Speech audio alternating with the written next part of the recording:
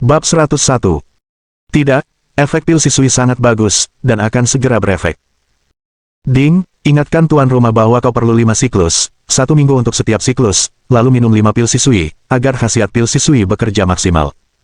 Su Xiao mendengar bahwa ia masih meminumnya. Memikirkan penderitaan yang ia alami tadi malam, ia merasa bersalah sejenak. Jangan khawatir, lain kali kau minum pil, tubuhmu akan semakin kurang terstimulasi. Su Xiao merasa lega. Begitu ia mengenakan pakaiannya, ia menerima telepon dari Atraktilodes Macrocephala.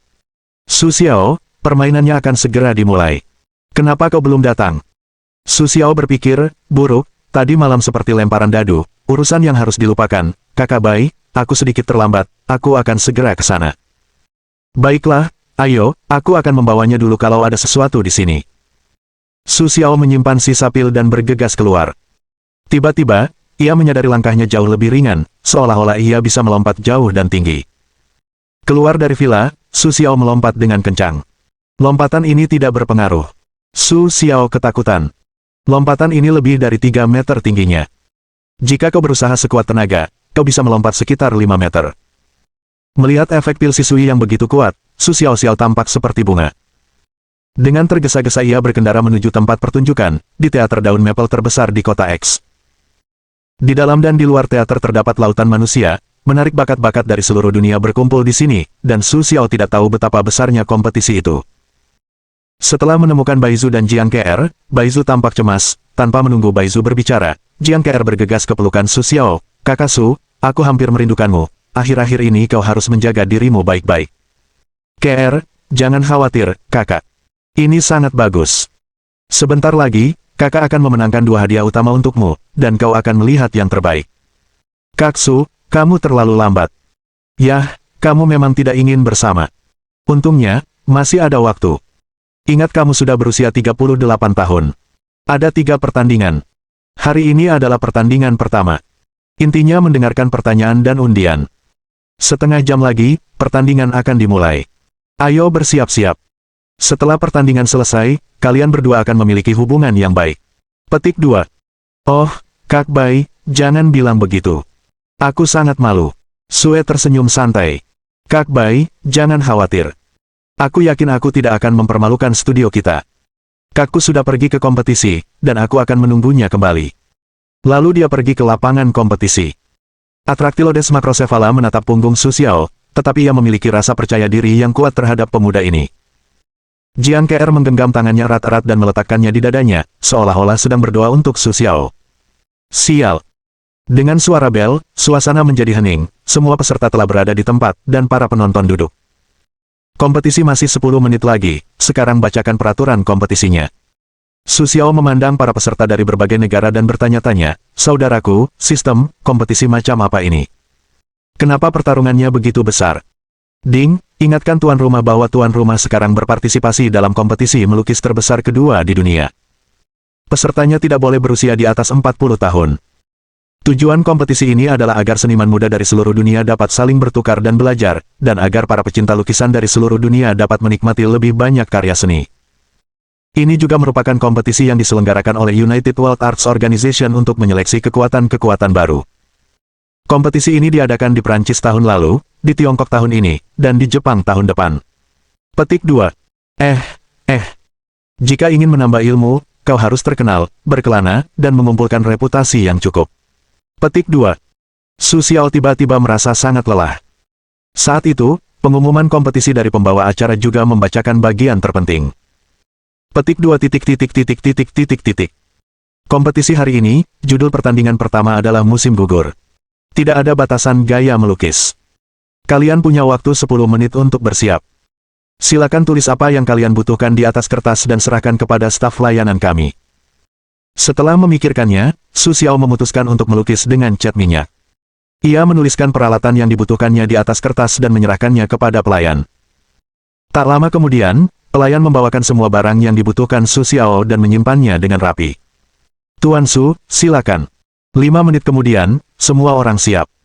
Para seniman muda termuda dan berbakat di dunia siap untuk membuat lukisan yang paling sempurna, berhasil masuk ke organisasi seni dunia, atau menjadi terkenal di seluruh dunia.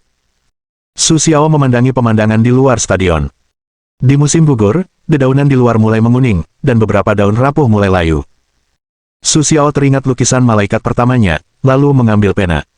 Stadion sangat sepi, tetapi para penonton dan juri di luar tampak bersemangat. Bahkan para penonton, master, dan pengusaha dari seluruh dunia, semuanya adalah selebritas. Menurut rekaman video kompetisi langsung, semua orang berbisik-bisik. Kompetisi pertama hanya berlangsung 1,5 jam. Itu bukan hanya kompetisi teknologi, tetapi juga kompetisi kecepatan.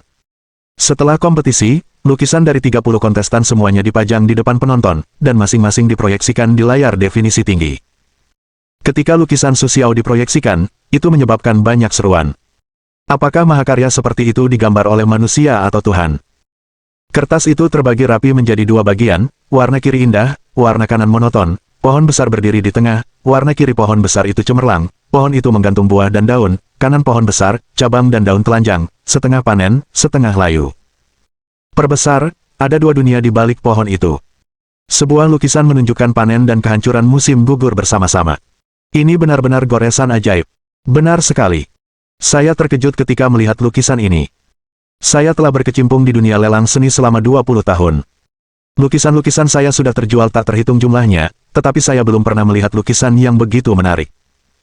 Terlebih lagi, saya ingin memberitahu Anda bahwa lukisan ini dilukis oleh Tuan Su Xiao, seorang kontestan Tiongkok, dan usianya baru 26 tahun. Petik 2. Pembawa acara pidato ini adalah Zhao Jun, seorang juru lelang ternama di Tiongkok. Apa yang ia katakan juga sangat berbobot. Ketika hadirin mendengar ini, mereka semua terkejut. Mereka tahu bahwa pemuda ini akan memiliki tempat di dunia seni dunia mulai hari ini. Atraktilodes Macrocephala memandangi lukisan itu dan teringat akan ajaran ayahnya. Ia berkata bahwa pemuda ini sungguh bukan orang biasa. Ia harus berteman baik dengannya, berapapun harganya. Su Xiao tidak tahu bahwa salah satu lukisannya bisa menimbulkan sensasi seperti itu. Ia hanya berpikir bahwa ia melukis dengan santai. Ding, mengingatkan tuan rumah bahwa Anda ingin menjadi abdi Tuhan, dan kemampuan melukis Anda adalah mempelajari teknik-teknik canggih dari masa lalu dari sistem ini, yang tidak dapat dipahami oleh orang-orang di ruang dan waktu ini. Di mata orang-orang di ruang dan waktu Anda, ini setara dengan keajaiban, yang tentu saja membuat orang gila. Tolong jangan ribut dan kehilangan muka. Petik 2. Ding, selesaikan tugas, uji pisau lembu, dapatkan hadiah, 30 poin pengetahuan, bakat melukis tingkat lanjut.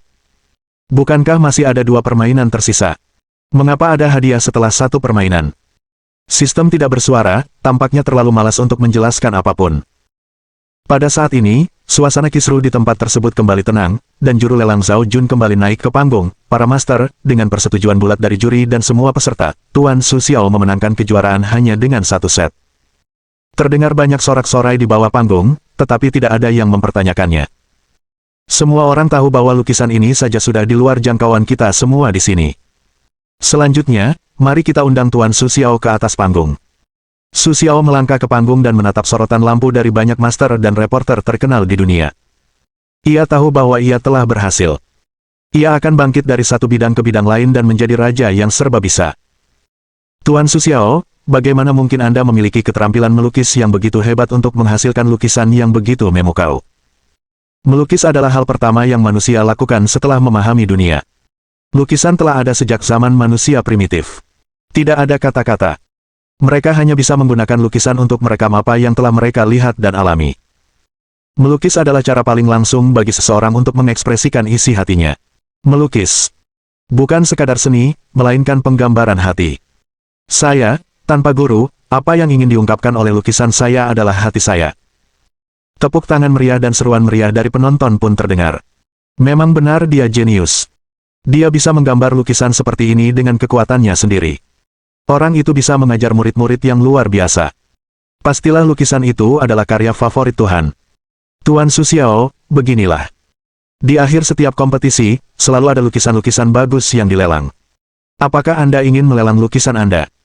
Su Xiao memikirkannya, dan ia sangat ingin menggunakan uangnya, jadi ia setuju. Ketika mendengar berita itu, semua orang berseru. Setelah pembawa acara bertanya, Su Xiao turun dari panggung disambut tepuk tangan meriah. Jiang Ke memeluk Su Xiao dengan penuh semangat, "Kakak Su, aku tahu kau yang terbaik." Su Xiao memeluk Jiang Ke, "Kakak Bai, aku serahkan sisanya padamu. Aku akan pergi dulu." Setelah selesai berbicara, Su tersenyum dan mengambil kaleng itu, lalu berlari secepat kilat. Su Xiao takut ia akan terlihat oleh reporter nanti dan tidak bisa pergi. Su Xiao mengajak Jiang Ke makan siang. Mereka sedang berjalan-jalan di taman. Su Xiao meraih tangan Jiang Ke dan berkata, "Ke, aku punya sesuatu yang penting untuk dilakukan. Maukah kau menungguku?" Jiang Ke menatap wajah Su yang tersenyum, apakah ini untuk menemukan kakak Wang Ying? Su mengangguk sambil tersenyum, "Ke, jangan." Sebelum dia selesai berbicara, ciuman Jiang Ke menghalanginya. "Kakak Su, di hatimu, apakah aku punya status yang sama dengan kakak Inger?" "Gadis bodoh, aku mencintaimu dan dia. Tidak ada bias. Cintaku padamu sama. Jika aku tidak mencintai bayiku, panggil saja aku." Kata-kata itu tidak selesai diucapkan, dan Ke kembali mencium bibirnya. "Kak Su, berhenti bicara, tapi aku tahu kau mencintaiku. Aku tidak ingin kau mengatakan hal bodoh. Kak Su, pergilah dan bawa adik Yinger pulang. Aku akan menunggumu di rumah." Su Xiao memeluk Jiang Ke cukup lama sebelum ia pergi. Jiang Ke berpamitan pada Su Xiao dan pulang dengan enggan. Bab 102. Su Xiao tidak pulang, melainkan langsung pergi ke rumah Yao Lao. Ia mendorong pintu rumah Yao Lao, tetapi tidak melihat Yao Lao. Su Xiao berteriak, "Guru, guru, aku datang untuk menemuimu." Seorang anak berusia 10 tahun keluar dari rumah, mengenakan jubah kecil. Ia sangat imut. "Siapa yang kau panggil guru? Tidak ada guru di sini. Pergi, pergi. Siapa kau?" "Aku murid Yao Lao." "Siapa kau, iblis kecil?" "Oh, kau murid yang baru saja diterima oleh guru." Jangan panggil aku bocah. Kau seharusnya memanggilku kakak seperguruan. Aku mulai lebih awal darimu. Kau adalah adik seperguruanku."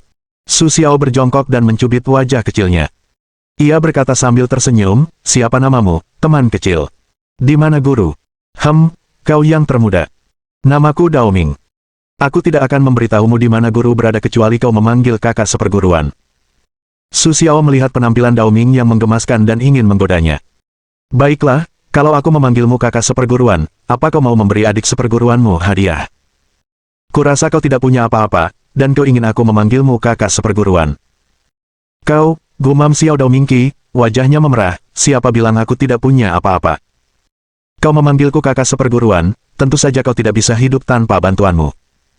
Baiklah, adik seperguruan kecil, bersenang-senanglah kali ini. Hadiah apa yang kau punya untukku?" Mendengar kata kakak seperguruan, wajah Dao Ming tiba-tiba menunjukkan senyum. "Ya, aku punya adik seperguruan. Aku tidak takut kakak seperguruan menindasku lagi." "Halo, adik seperguruan, kau harus melindungiku agar tidak ditindas oleh wanita jahat itu di masa depan, kau tahu." Setelah itu, Dao Ming melompat ke dalam ruangan, mengeluarkan sebuah kotak kecil dan menyerahkannya kepada Su Xiao. "Nuo, kalau begitu pergilah, ini hadiah dari kakak seperguruan." Su Xiao membukanya dan melihat ada liontin giok di dalamnya, tetapi sepertinya hanya setengahnya. "Ini liontin giok di tubuhku saat guru menjemputku. Guru bilang aku punya 2 liontin giok. Liontin itu sepasang, jadi aku melepas satu dan memasukkannya ke dalam kotak. Sekarang ku berikan padamu. Jagalah baik-baik." Su Xiao sangat tersentuh oleh kata-kata Dao Ming. Ia mengeluarkan liontin giok itu dan memakaikannya di lehernya. "Baiklah, aku akan selalu menjaganya dengan baik. Kau sungguh baik." "Baiklah, guru sudah pergi ke rumah Ye. Beliau bilang akan lebih baik jika kau pergi ke rumah Ye untuk menemuinya. Ngomong-ngomong, beliau juga bilang kalau kau butuh bahan obat, beritahu aku saja." "Baiklah. Aku akan mengunjungi guru sendiri. Aku ingin mendapatkan lebih banyak herba kali ini." Setelah itu, Su Xiao menyerahkan daftar bahan obat. Setelah meminumnya, Dao Ming melangkah kecil dan pergi mengambil ramuan untuk Su Xiao. Tak lama kemudian, ia keluar dengan setumpuk ramuan di tangannya. Su Xiao bergegas menghampiri dan menyentuh kepala Dao Ming. "Maukah kau tinggal bersamaku? Apa kau takut?" "Tidak, Dao Ming akan berada di sini untuk menjaga keluarganya dan merawat ramuan." Dao Ming menguasai seni bela diri dan tidak takut. Guru berkata, "Saat kau pergi ke rumah Ye, kau harus membawa Dao Ming bersamamu." Su Xiao tersenyum dan menyentuh kepala Dao Ming lagi. "Baiklah, aku punya waktu untuk membawakan makanan lezat untukmu. Kau baik-baik saja. Aku pergi dulu." Setelah berpamitan dengan Dao Ming, Su Xiao pulang ke rumah, berpikir bahwa Dao Ming sudah lama tidak memasak, jadi ia ingin memasak sesuatu. Namun, di rumah tidak ada apa-apa. Su Xiao duduk di samping tempat tidur, entah apa yang sedang dipikirkannya. Saat itu, Bai Zhu menelepon. Saudara Su, lukisanmu terjual seharga 100 juta yuan sore ini. Aku punya uangnya. Silakan tanya aku jika kau punya waktu. Mendengar kabar itu, Su Xiao hampir melompat kegirangan. Su Xiao mengira ia punya 100 poin pengetahuan untuk digunakan sebagai tambahan dari tugas yang telah diselesaikannya pagi tadi. Ia dengan bersemangat memanggil sistem lotere dan memulai undian. Ding, selamat kepada tuan rumah. Kau memiliki keahlian permutasi tingkat menengah, dan kemampuan permutasi super kuat, yang membuatmu benar-benar menjadi orang lain dari rambut hingga sidik jarimu, dari mata hingga tinggi badanmu. Ding, selamat kepada tuan rumah. Kau memiliki keahlian bela diri. Telapak tangan 8 trigram adalah rahasia dari Sekte 8 trigram. Lembut dan berbahaya. Seperti angin yang bertiup di atas ombak. Berkelanjutan, nyata dan ilusi. Sangat beracun. Ada 8 atau 64 jenis perubahan tersembunyi di dalamnya. Rasa sakit yang menembus otak datang lagi. Dalam sekejap, segudang pengetahuan mengalir deras ke otak Su Xiao. Dalam ingatannya, ia merasakan sakit sekaligus kepuasan. Su Xiao memejamkan mata dan mencernanya cukup lama. Kali ini, kedua keterampilannya sungguh luar biasa. Setelah mencerna kedua keterampilan ini, Su Xiao tersenyum. Tiba-tiba, tubuh Su Xiao berkedut. Beberapa detik kemudian, Su Xiao berubah menjadi Atraktilodes macrocephala. Sempurna. Su memandang dirinya di cermin sambil tersenyum dan berseru, "Wow, keterampilan ini benar-benar hebat. Kuat. Terlalu kuat." Setelah percobaan, Su Xiao mengeluarkan ponselnya dan menyiarkan sebuah nomor. "Hei, ini hari Senin. Keluar dan minumlah. Aku akan membelinya," lalu menutup telepon, berubah kembali ke penampilan semula, keluar. Su Xiao dan dia tidak pergi ke hotel besar manapun sampai hari Senin. Mereka pergi ke sebuah restoran kecil. Hari Senin, mereka tampak sedang dalam suasana hati yang buruk dan minum banyak anggur. Su berkata sambil tersenyum, "Sial, ini masih belum selesai, kakak. Kalau ada yang ingin kau katakan padaku, kakak, aku akan menyelesaikannya untukmu, Su Xiao, ibuku sakit. Rumah sakit bilang dia akan dioperasi, tapi baru hari Senin, sudah ku bilang, ibumu adalah ibuku, hal-hal yang bisa diselesaikan dengan uang bukanlah masalah, berapa kekuranganmu? 200.000. Baiklah, berikan nomor kartu bankmu dan aku akan meneleponmu malam ini." Hari Senin baru saja mendengar Su Xiao berkata begitu, air mataku tak henti-hentinya mengalir. "Zhou Yichai, ini bukan masalah bagimu untuk benar-benar berlarut-larut. Dengan begitu, aku akan mencarikanmu pekerjaan setelah beberapa waktu, dan kau bisa bekerja dengan tekun. Su Xiao, tahukah kau apa mimpiku? Saat aku berumur 10 tahun, seorang kakek memberitahuku 3 hal, yang semuanya berhasil. Sejak saat itu, aku berpikir suatu hari nanti aku akan menjadi ahli geomansi, menguasai astronomi, geografi, dan geomansi. Aku tahu itu tidak realistis, tapi itu benar-benar mimpiku." Petik 2. Baiklah, Senin, jangan bilang, "Oke, beri aku waktu untuk masalah ini, aku akan memberimu jawaban yang memuaskan." Saat itu, aku mendengar kata-kata Su Xiao. Air mataku mengalir deras dan aku tak bisa berkata apa-apa. Tapi Su Xiao tidak tahu bahwa nasib Zhou Xianren, yang dikenal sebagai operator dewa generasi ke-6 bertahun-tahun kemudian, telah ditentukan saat itu. Ia mabuk pada hari Senin. Su Xiao tidak tahu di mana barang-barangnya disimpan, jadi ia harus mencari hotel. Ia pun pergi pada hari Senin dan pulang sendirian. Su Xiao menatap langit-langit, memikirkan pengalamannya saat itu, lalu tertidur lelap. Dalam mimpinya, ia tampak sedang bertengkar dengan seseorang. Mereka pergi ke surga dan bumi, dan sulit untuk dipisahkan. Akhirnya, Su Xiao perlahan-lahan terbangun, dan hari sudah hampir siang. Su Xiaoxi mencuci muka dan menerima telepon dari Wang Qiang, "Halo, bos, pembeli berlian telah ditemukan. Total ada 5 perusahaan.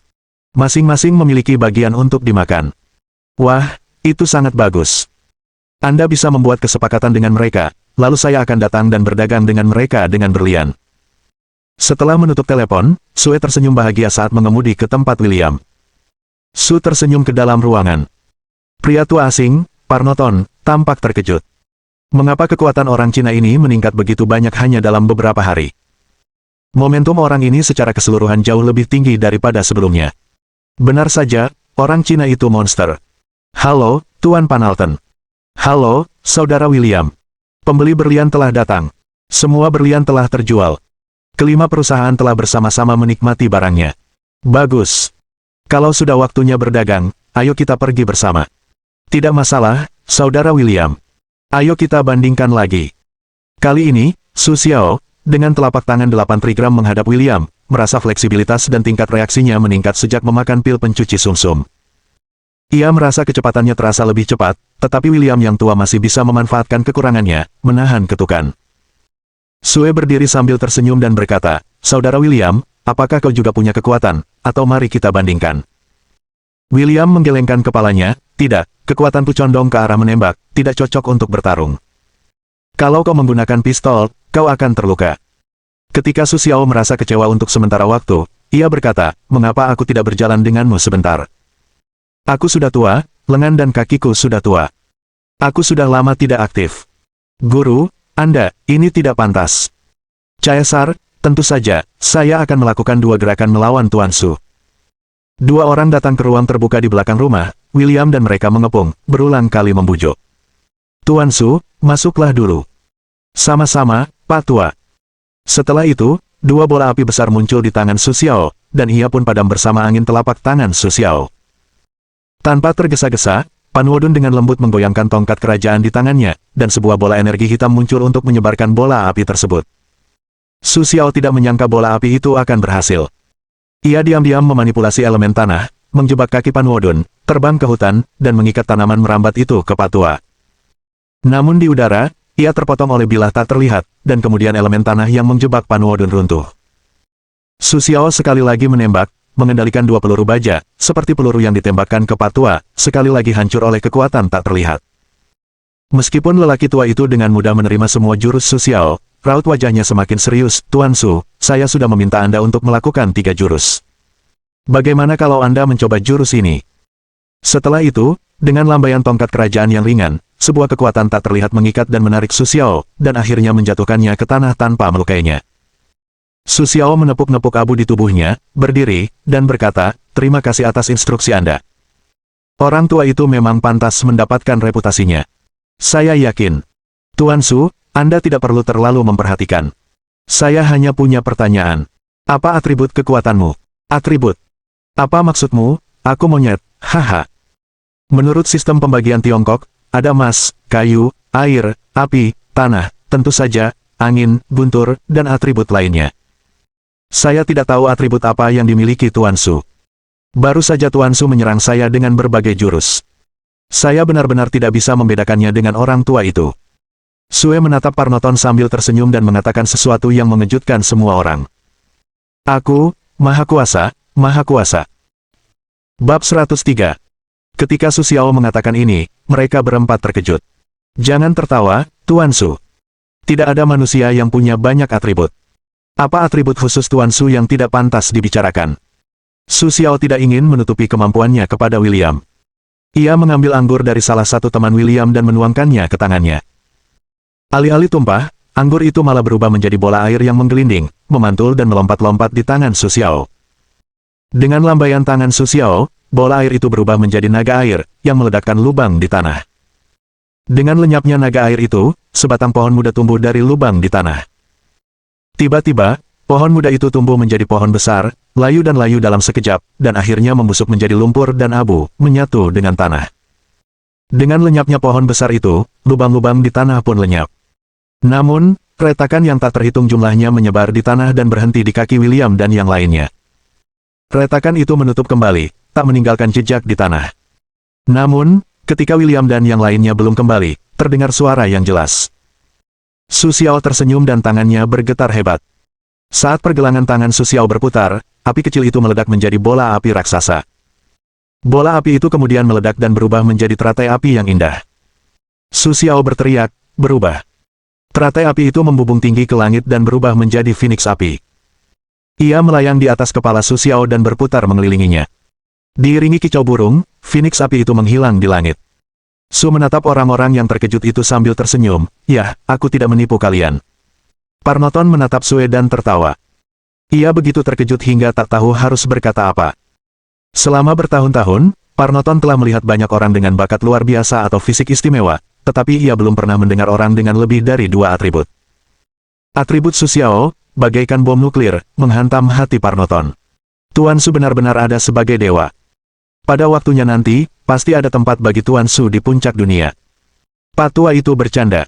Su Xiao hanyalah seorang pemuda bodoh yang baru saja mengenal dunia.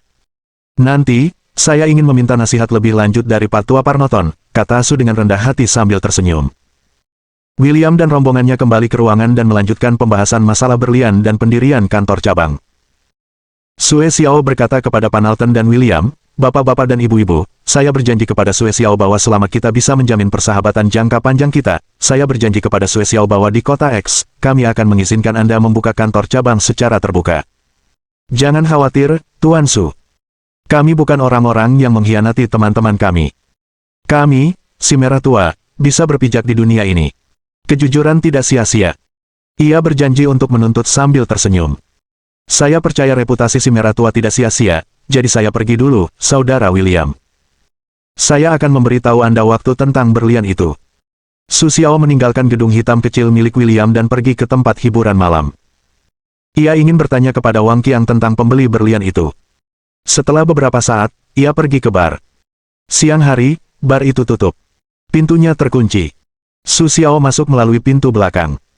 Namun, ketika ia masuk ke bar, ia terkejut dengan situasi di depannya. Bar itu berantakan. Wang Qiang terbaring di sofa bar, berlumuran darah dan memuntahkan darah. Ada banyak adik laki-laki yang saling membantu. Beberapa dari mereka sedang membersihkan bar bersama para pelayan. Adik laki-laki yang membawa Su Xiao ke ruang pribadi terakhir kali melihat Su Xiao datang dan langsung berlari menghampiri. "Bos Su, baru saja mau meneleponmu. Maaf, saudara-saudaraku kehilangan orang yang dituju bos. Bahkan Bos Wang pun dipanggil seperti ini." Air mata adik laki-laki itu pun mengalir. Su Xiao menepuk pundak adiknya, menghampiri Wang Qiang, dan memeriksa denyut nadinya. Meridian Wang Qiang terpancar di benak Su Xiao. Organ-organ dalam Wang Qiang telah bergeser, banyak tulang patah, dan daging di dadanya hangus, mengeluarkan bau menyengat. Terlepas dari apakah dia akan mati atau tidak, bahkan jika dia sembuh, dia akan cacat seumur hidupnya. Pergelangan tangan Su Xiao berputar, dan beberapa jarum perak muncul di tangannya, yang tertancap di setiap bagian tubuh Wang Qiang. Wang Qiang perlahan membuka matanya dan menatap wajah Su Xiao. Mata Wang Qiang berkaca-kaca dan tak bisa berkata-kata. "Jangan bicara, jangan bergerak. Aku sudah menyegel rasa sakit di sekujur tubuhmu, tapi mungkin akan ada rasa sakit nanti. Kau bisa menahannya." Su Xiao tersenyum dan menekankan tangannya ke dada Wang Qiang. Kekuatan elemen kayu merasuk ke dalam tubuh Wang Qiang. Su Xiao memiliki kemampuan untuk mengaktifkan vitalitas, kekuatan sel, dan tingkat pemulihan Wang Qiang, serta mengembalikan organ dalamnya ke posisi semula. Wang Qiang terus meronta kesakitan. Su Xiao berteriak, "Kalian beberapa, kemarilah, pegang dia, jangan biarkan dia bergerak." Kemudian ia mengambil handuk dan memasukkannya ke mulut Wang Qiang. "Saudaraku, aku tahu kau kesakitan. Kau harus menahan diri dan jangan bergerak. Dengan begitu, kau tidak perlu pergi ke rumah sakit, dan tulangmu akan tumbuh dengan baik. Tidak akan ada gejala sisa. Kamu harus menahan diri." Dengan mata berkaca-kaca, Wang Qiang menatap Su Xiao dan mengangguk. Su Xiao melambaikan tangannya. "Kalian harus awasi Wang Qiang. Kemarilah dan bersikaplah cerdas. Kalian pasti bisa." Su Xiao membawa dua adik laki-lakinya ke sebuah ruangan pribadi dan menatap kedua orang di depannya. Salah satunya adalah adik laki-laki yang mengenal Su Xiao. "Siapa nama kalian berdua?" Adik laki-laki yang memimpin jalan berkata, "Bos Su, saya yatim piatu. Saya tidak punya nama sejak kecil. Panggil saja saya Xiao Hei. Ini Xiao Wu." Setelah mendengar ini, Su Xiao mengeluarkan sebuah kartu dari sakunya dan berkata, "Ada ratusan ribu orang. Xiao Wu, bawa mereka dan selesaikan urusan kalian. Jika kalian terluka, kalian butuh rumah sakit dan obat-obatan terbaik. Pergilah." Xiao Wu mengangguk dan setuju untuk pergi keluar untuk mengurusnya. Su Xiao menyalakan sebatang rokok, menarik napas dalam-dalam, dan bertanya dengan suara rendah, "Xiao Hei, ceritakan padaku. Ada apa? Apakah kau tahu siapa orang yang menelponmu?" "Bos Su, semuanya dimulai tadi malam. Tadi malam, Bos Wang bilang dia mengundang orang untuk membicarakan bisnis besar. Dia juga bilang Qinggang kita akan segera berkembang. Ayo kita bekerja keras." Malam itu, Liu Hu dari geng Serigala Darah datang bersama pengawalnya. Mereka meminta kamar pribadi yang besar dan meminta dua putri untuk menemani mereka. Entah kenapa, sikap mereka berubah, dan mereka menjadi sangat mudah tersinggung. "Setelah memukuli cewek kita, aku berdebat dengannya." Liu Hu masuk ke kamar pribadi Bos Wang dan meminta Bos Wang untuk memberitahunya di mana kau berada. Bos Wang mengabaikannya, jadi dia melukai saudara-saudara kita dan menghancurkan bisnis. Khususnya, pengawal harimau hitam itu begitu kuat sehingga saudara-saudaranya tidak bisa mengalahkannya sama sekali. Kemudian, Liu berkata apa yang akan membuat bos muncul. Saat itu, Tuan Wang ingin menyelesaikan masalahnya sendiri. Dia juga bilang bahwa Tuan Su terlalu sibuk akhir-akhir ini, jadi dia tidak memberitahumu. Baru pagi ini, Tuan Wang berteriak agar setiap aula bisa bertarung dan berkata, jaga markas dan jangan biarkan apapun terjadi.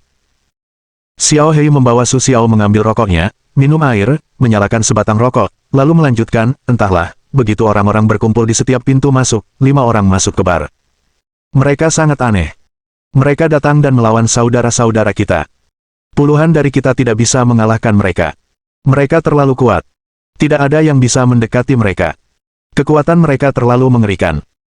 Tangan Xiao Hei sedikit gemetar, ia menempelkan rokok ke mulutnya, menarik napas dalam-dalam, lalu melanjutkan, beberapa ahli tangkau telah datang, tetapi yang paling mengerikan adalah orang-orang mereka bisa melakukan sihir. Yang paling jelas adalah si rambut merah itu.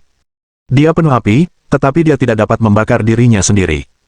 Adik kita jatuh lebih dari setengahnya dalam sekejap mata, lalu mereka menangkap bosnya. Bos itu berkata jangan berkelahi lagi. Kalau terjadi apa-apa padanya, kelima orang itu akan memukuli bos Wang seperti ini. Kelima orang itu baru saja pergi, mereka akan memanggil bos Su, dan kau datang. Petik 2. Xiao Hei menceritakan semuanya kepada Su Xiao. Su Xiao menepuk meja di depannya. Meja itu hancur berkeping-keping dan ruangan itu penuh dengan lalat. Pantas saja Wang Qiang dipukuli seperti ini. Ada api yang berkobar di hati Su Xiao. Oke, Liu Hu, beraninya kau melakukannya, tunggu aku. Seorang adik laki-laki berlari masuk, Bos Su, Bos Wang bisa bicara. Su Xiao mendengarkan dan keluar untuk menemui Wang Qiang. Dengan bantuan adik laki-lakinya, Wang Qiang berdiri dengan gemetar, Bos, aku bisa bergerak. Aku baik-baik saja. Baiklah, Wang Qiang, kau istirahatlah yang cukup. Aku akan mengurus sisanya. Bos, kau harus memperhatikan keselamatan. Ini perkumpulan langit dan bumi. Liu memanggil orang-orang dari perkumpulan langit dan bumi. Wang Qiang menangis cemas. Aku tahu bahwa beberapa hari ini, semua toko besar telah tutup untuk beristirahat dan membiarkan saudara-saudara bertahan. Biar aku yang mengurus ini. Selamat beristirahat. Aku butuh kau untuk memperkuat geng hijau untukku, kata Sue sambil tersenyum dan pergi dengan penuh amarah.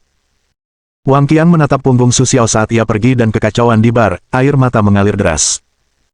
Ia tahu bahwa Su Xiao adalah orang yang sangat baik, dan juga Su Xiao, yang telah memberinya status seperti ini.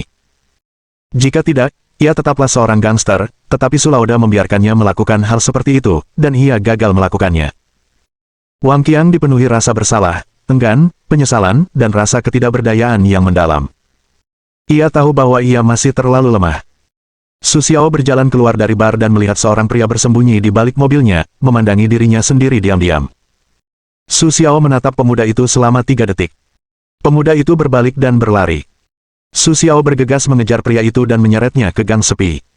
Begitu sampai di gang, pemuda itu mulai meronta. Ia mengeluarkan belati dari pinggangnya dan menusukkannya ke Su Xiao. Su Xiao meraih pergelangan tangan pria yang memegang pisau itu. Ketika ia memutarnya, pergelangan tangan bocah itu patah dan jatuh ke tanah, sambil merengek. Lakukan itu denganku dan panggil harimau hitammu kembali. Harimau hitam dan harimau putih, kukatakan padamu, aku anggota perkumpulan langit dan bumi. Kalian telah menyinggung perkumpulan langit dan bumi kami.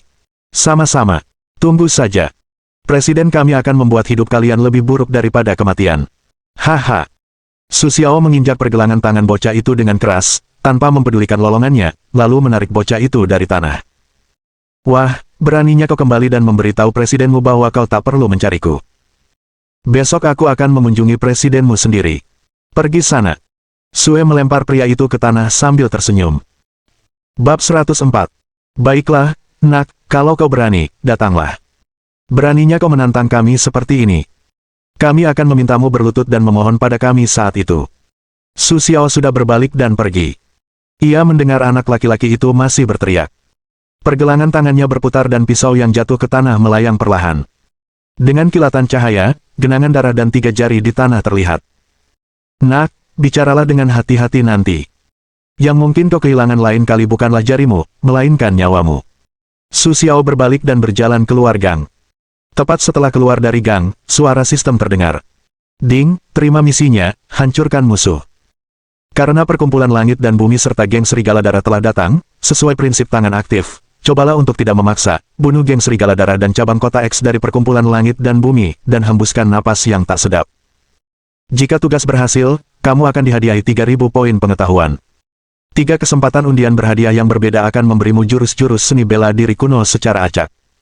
Gagal dalam misi, mati. Jangka waktu misi adalah 1 tahun. Petik 2. Su Xiao tersenyum dingin, setahun, haha, kali ini kau meremehkanku, dan sekarang aku akan menghancurkan perkumpulan langit dan bumi. Setengah jam kemudian, Su Xiao datang ke gedung hitam kecil milik William dan mengetuk pintu. Maaf, William.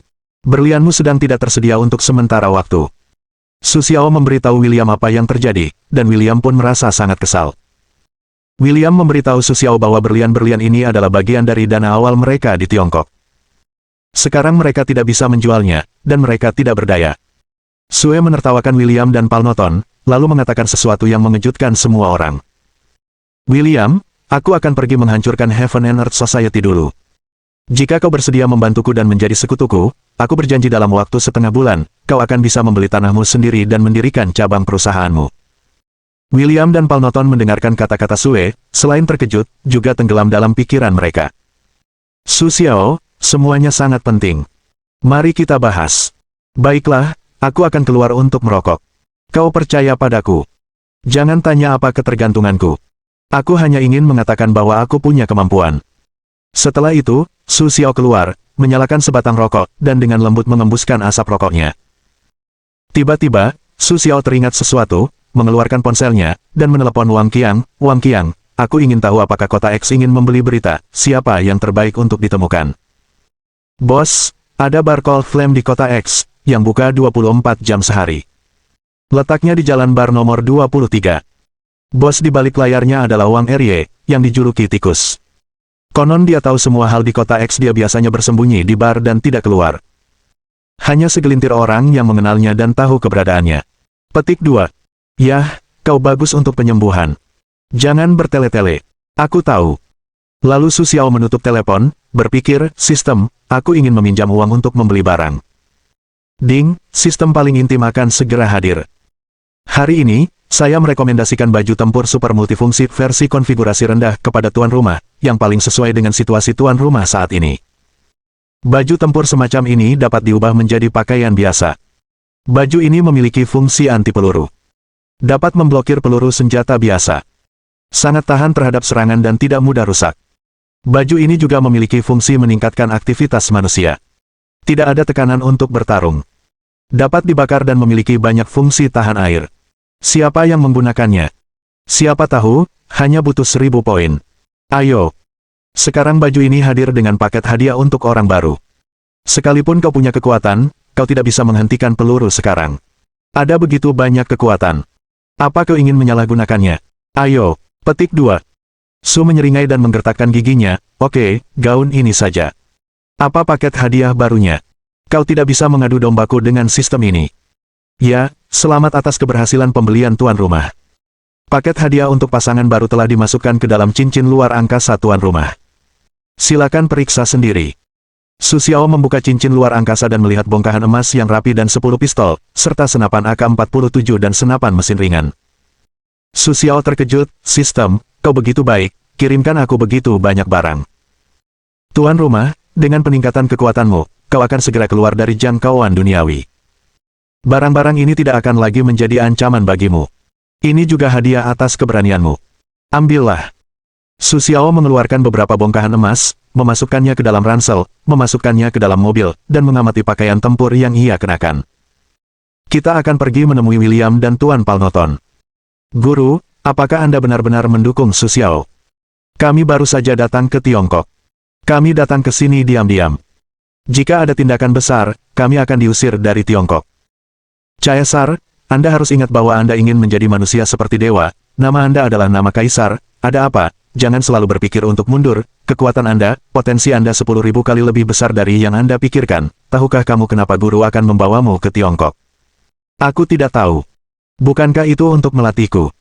Huaxia adalah negara dengan warisan peradaban terlengkap di dunia, dan negara terkuat di dunia. Hanya di sini kau bisa melihat kekuatan sejati dan merangsang semua potensimu. Daripada kita diam-diam menyelesaikan taruhan kita, lebih baik kita melepaskannya. William, bagaimana menurutmu? Aku mendukung pendapatmu, Sensor Parnoton, dan aku percaya pada pemuda ini. Baiklah. Kalau begitu, mari kita lihat kejutan seperti apa yang akan diberikan pemuda Tiongkok ini untuk kita. Petik 2. William membuka pintu, menertawakan Sue, dan berkata, Saudara Sue, mari kita bekerja sama denganmu dan pimpin kami untuk menciptakan dunia kita sendiri. Su Xiao tidak berbicara, tetapi ia memiliki senyum yang cemerlang. Untuk bertarung dan saling mengenal, William memperkenalkan timnya kepada Su Xiao. Ada 5 orang di tim William, yaitu William, Terry, Joanne, Fox, dan BYD. William, yang dijuluki White Gun Boxer, ahli dalam pertarungan jarak dekat dan tembak-menembak. Senjatanya adalah pistol kaliber besar yang terbuat dari bahan khusus. Pistol itu sangat kuat. Kekuatannya adalah Zero Vision, yang dapat langsung mengunci musuh, membuat dunia di matanya lambat. Faktanya, kecepatan reaksinya lebih cepat. Terry, peretas teknologi super dan kemampuan bertarung, kebugaran fisik yang kuat. Joanna adalah seorang cowboy. Bahkan senjatanya adalah revolver berteknologi tinggi. Dia dapat menembakkan peluru yang berbeda. Metode tembakannya stabil dan cambuknya luar biasa. Fox, psionik elemental, elemen pasir khusus, dapat membuat tubuh menjadi pasir, mengubah benda menjadi pasir, dan mengendalikan pasir. Byron, yang dia kuasai adalah pedang besar, pemanggilan kekuatan, baju zira energi, dan dinding energi, yang dapat menahan kerusakan. Caesar, kekuatannya tidak diketahui saat ini. Dikatakan bahwa hanya musuh yang telah melihat kekuatannya, dan semuanya mati. Parnoton, yang dikendalikan oleh elemen angin, memiliki pemahaman yang luar biasa tentang angin dan memiliki kehadiran yang kuat. Dia adalah salah satu dari 5 hakim merah tua.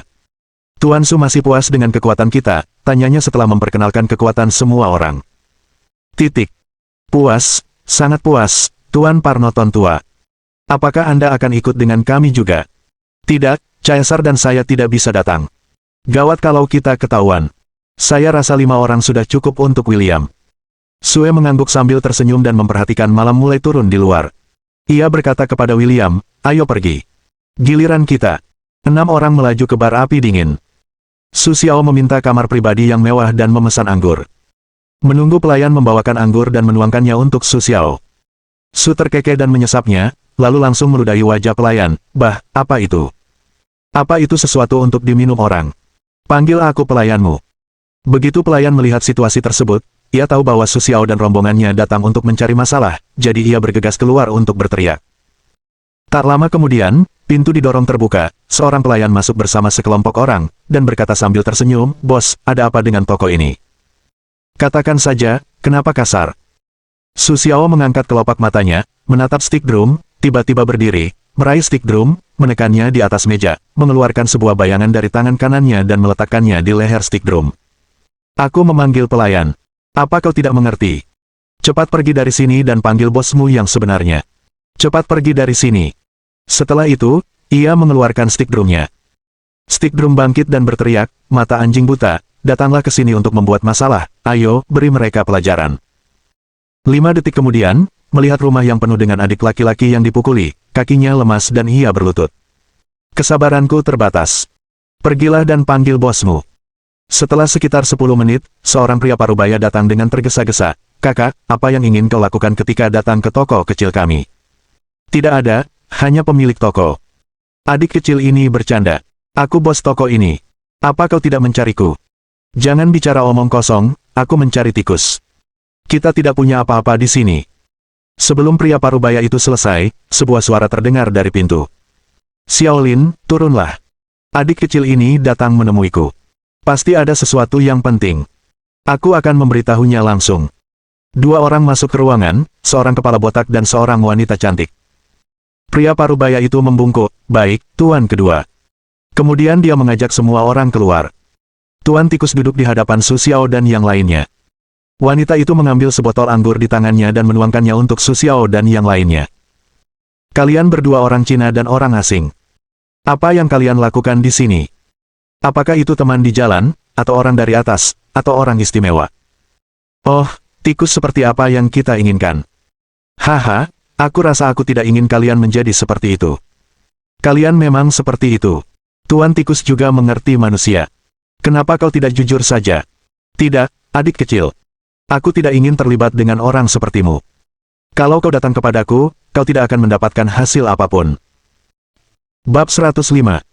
Su tertawa 2 kali, membuka ransel yang penuh emas, dan mengeluarkan pistol untuk diletakkan di atas meja. Tikus, bagaimana memilihnya, terserah padamu. Adik kecil, jika kau tahu persenjataan biasa ini tidak berguna, kau masih bisa mengeluarkannya. Jika kau tidak menunjukkan keahlianmu yang sebenarnya, itu seperti mengambil apa yang kau inginkan dari tuan kedua. Apa kau meremehkanku, orang tua? Sue menertawakan ini dan menatap Fox. Fox mengambil gelas dan meminum semua anggur di dalamnya. Kemudian, anggur itu jatuh ke tangannya dan perlahan berubah menjadi pasir. Apakah tikus masih puas dengan tipuan temanku? Oke, ini sulit, Susan. Orang-orang telah menunjukkan keahlian mereka. Jika kita tidak punya waktu, bukankah kita menghormati orang lain? Wanita yang dibawa tikus itu menutup dan membuka tangannya lagi. Di antara kedua tangannya, ada zat seperti logam yang mengambang, tetapi terus berubah bentuk, perlahan berubah menjadi bentuk pisau. Begitu Susan mengangkat tangannya, pisau itu terbang keluar dan membuat lubang di dinding. Yah, tentu saja, semua orang di sekitarnya bukan manusia biasa. Adik kecil, jangan menebak teka-teki ini bersamaku. Katakan padaku untuk apa kau di sini hari ini. Tuan Tikus sangat ceria. Kita di sini hari ini untuk membahas tentang perkumpulan langit dan bumi. Adik kecil, meskipun kalian masing-masing memiliki keahlian yang unik, sulit untuk masuk ke dunia ini. Kau tahu itu. Tentu saja, aku tidak perlu diingatkan oleh orang tua itu. Katakan saja. Yah, seperti yang kuduga, hari akan berubah. Benar. Ho, benar. Tuan kedua, aku bisa memberitahumu, tetapi kau harus berjanji padanya satu hal. Tuan kedua, tetapi tidak apa-apa untuk mengatakannya. Nak, jika kau melawan di masa depan, kau tidak bisa hidup tanpa bantuanku, yang akan menjadi orang tua. Karena tuan kedua sangat percaya padaku, aku berjanji padanya bahwa dia akan mendapat bagian. Anak baik, ingat apa yang kau katakan. Selanjutnya, dengarkan. Tiandihui ada di seluruh dunia. Hampir semua negara dan wilayah memiliki bayangan Tiandihui. Inti dari Tiandihui adalah seni bela diri dan kekuatan kuno. Hari ini, Eryedan akan bercerita tentang Tiandihui di kota X. Kota X dekat dengan ibu kota. Kota ini sangat makmur namun berbahaya. Hampir semua organisasi di luar ibu kota ada di sini. Ada 5 jenderal harimau di bawah perkumpulan langit dan bumi. Mereka adalah 3 kekuatan, ditambah 2 seni bela diri kuno. Mereka adalah manusia api Yan Xiao, batu elemen khusus, dan Dongsu. Macan tutul Lin Meng dalam wujud ORC, dan 2 seni bela diri kuno adalah Han Bingzang yang panjang dan Wu Bukuan yang merupakan Hu. Kelima orang ini arogan dan mendominasi, tetapi mereka dipaksa oleh masyarakat surga dan bumi untuk memberi mereka sedikit muka. Sisanya adalah antek-antek biasa. Aku yakin kalian bisa menangani mereka. Petik 2. Setelah mendengar ini, Su Xiao tahu bahwa kelima orang inilah yang menyakiti Wang Qiang hari ini. Tuan kedua, kejadian hari ini ada dalam pikiranku. Aku pasti akan melaporkannya kepadamu nanti. Kalian anak muda sedang bertengkar. Jangan libatkan aku. Aku ingin 2 hari yang tenang. Petik 2. Tanyakan pada Master Tikus tempat persembunyian perkumpulan langit dan bumi. Su Xiao berpamitan kepada Master Tikus dan kembali ke markas William untuk bersiap. Hingga malam berikutnya, bulan purnama menggantung tinggi dan bersinar terang. Su tak kuasa menahan napas. Pada suatu hari musim gugur yang cerah, aku akan membunuh orang bersama sekelompok orang asing. Bayangkan hari ini tahun lalu, aku baru saja lulus. Dengan pemikiran ini, mereka datang ke Hotel Tiandi, markas besar klub Tiandi. Di permukaan, Hotel Tiandi beroperasi sebagai hotel, tetapi sebenarnya merupakan kasino terbesar di kota X. Orang-orang yang datang ke sini untuk berjudi bukanlah orang kaya melainkan orang kaya raya. Su Xiao dan rombongannya berjalan ke hotel dan berkata kepada resepsionis, kami adalah tamu Tianzi nomor 1.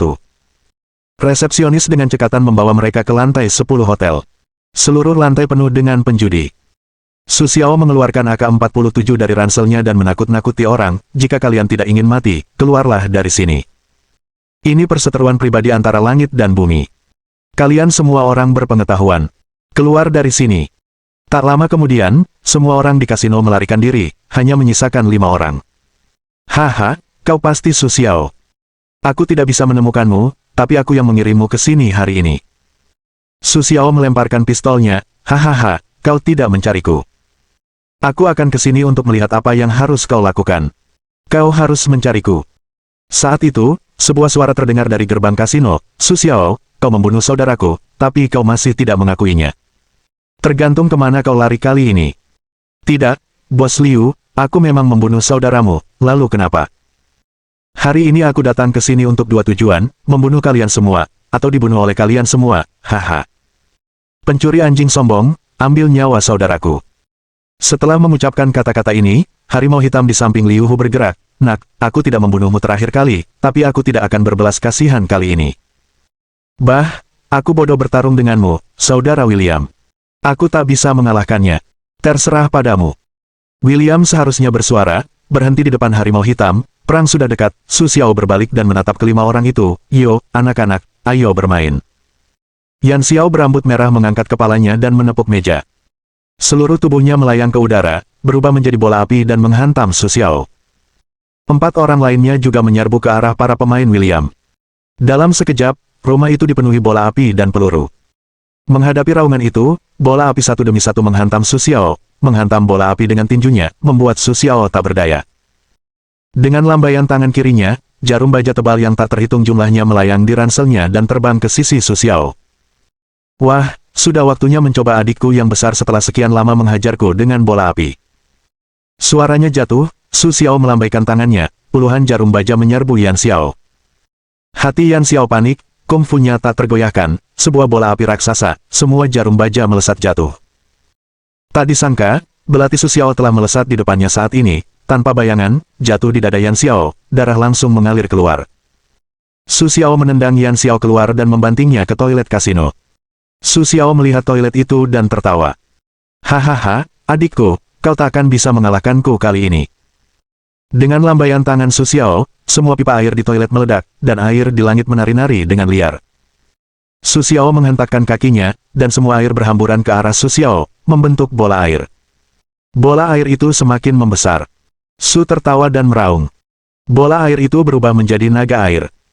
Haha, adikku, berapa banyak api kali ini, aku akan memadamkannya untukmu. Yan Xiao melihat ini, juga tersenyum lebar, bagus, kalau begitu coba lihat siapa yang lebih kuat. Kemudian ia terbakar dan menerjang Su Xiao. Su Xiao tidak memiliki bayangan di tangan kanannya, naga air di kepalanya, dan jarum baja yang tak terhitung jumlahnya melayang di belakangnya. Ia berdiri di sana seperti dewa perang. Ketika Yan Xiao bergegas ke sisi Su Xiao tersenyum sinis. Cara rahasia Yan Xiao memang kurang efektif, tapi sudah terlambat. Tiba-tiba sebuah lubang besar muncul di kaki Yan Xiao. Yan Xiao tiba-tiba menginjak udara, dan salah satu kakinya terjatuh. Saat Yan Xiao menopang lantai dan hendak melompat, sebuah jarum baja menembus pergelangan tangannya. Ia terhuyung, dan kakinya tersangkut di lubang tersebut. Saat itu, lubang tersebut menyempit, menjebak Yan Xiao dengan erat, bahkan tidak sempat bereaksi. Jarum tersebut menembus anggota badan Yan Xiao, tetapi kali ini tidak meninggalkan darah. Hahaha, tubuhku elemental, kau tidak bisa mengenaiku. Begitu suara itu jatuh, Su Xiao bergegas ke sisi Xiao yang terbakar, menembus api, dan merebut pakaian Xiao yang terbakar. Ya, tidak bisa melukaimu. Lalu kenapa pisauku meninggalkan bekas di dadamu tadi? Pupil Yan Xiao membesar, dan ia hanya ingin mengatakan sesuatu. Su Xiao tersenyum dan mengangkat pisaunya, memenggal kepala Yan Xiao, lalu membuangnya. Keempat orang lainnya terkejut melihat pemandangan itu. Memang Yan Xiao yang paling parah di antara mereka berlima, tetapi ia terbunuh begitu cepat. Keempat orang itu geram, tetapi di bawah tekanan tim William, mereka tidak dapat menemukan Su Xiao untuk membalas dendam. Serangan semua orang jauh lebih cepat. Tepat ketika Su Xiao sedang memikirkan siapa yang harus ditolong, Ah Long, yang sedang bertarung dengan Terry, tak dapat menahan napas dan meraung, mati. Angin telapak tangan mulai berhembus, energi sejati di dalam tubuhnya berubah menjadi naga es dan menghantam Su Xiao. Su Xiao membentuk dinding untuk menghadang naga es itu. Terry memanfaatkan momen ketika Aaron lengah, mendekatinya dan memukul jantungnya dengan satu pukulan. Aaron memuntahkan darah dan terlempar. Pergelangan tangan Su Xiao berputar, dan puluhan jarum baja menancap di dinding. Aaron meraung dan ingin melepaskan diri. Namun, Su Xiao ada di depannya, dan tangannya terlepas, lalu kepala lainnya jatuh ke tanah. Ah Hu melihat saudaranya dipenggal, dan matanya terbelalak lebar hingga matanya terbelah. Ah Hu yang bermata merah darah meninggalkan Kiao An dan bergegas menghampiri Su Xiao. Namun, Joanne, yang selama ini menggunakan cambuk, akhirnya memiliki kesempatan untuk mengeluarkan revolver kesayangannya dan merenungkan bahwa yang terbaik adalah pistol.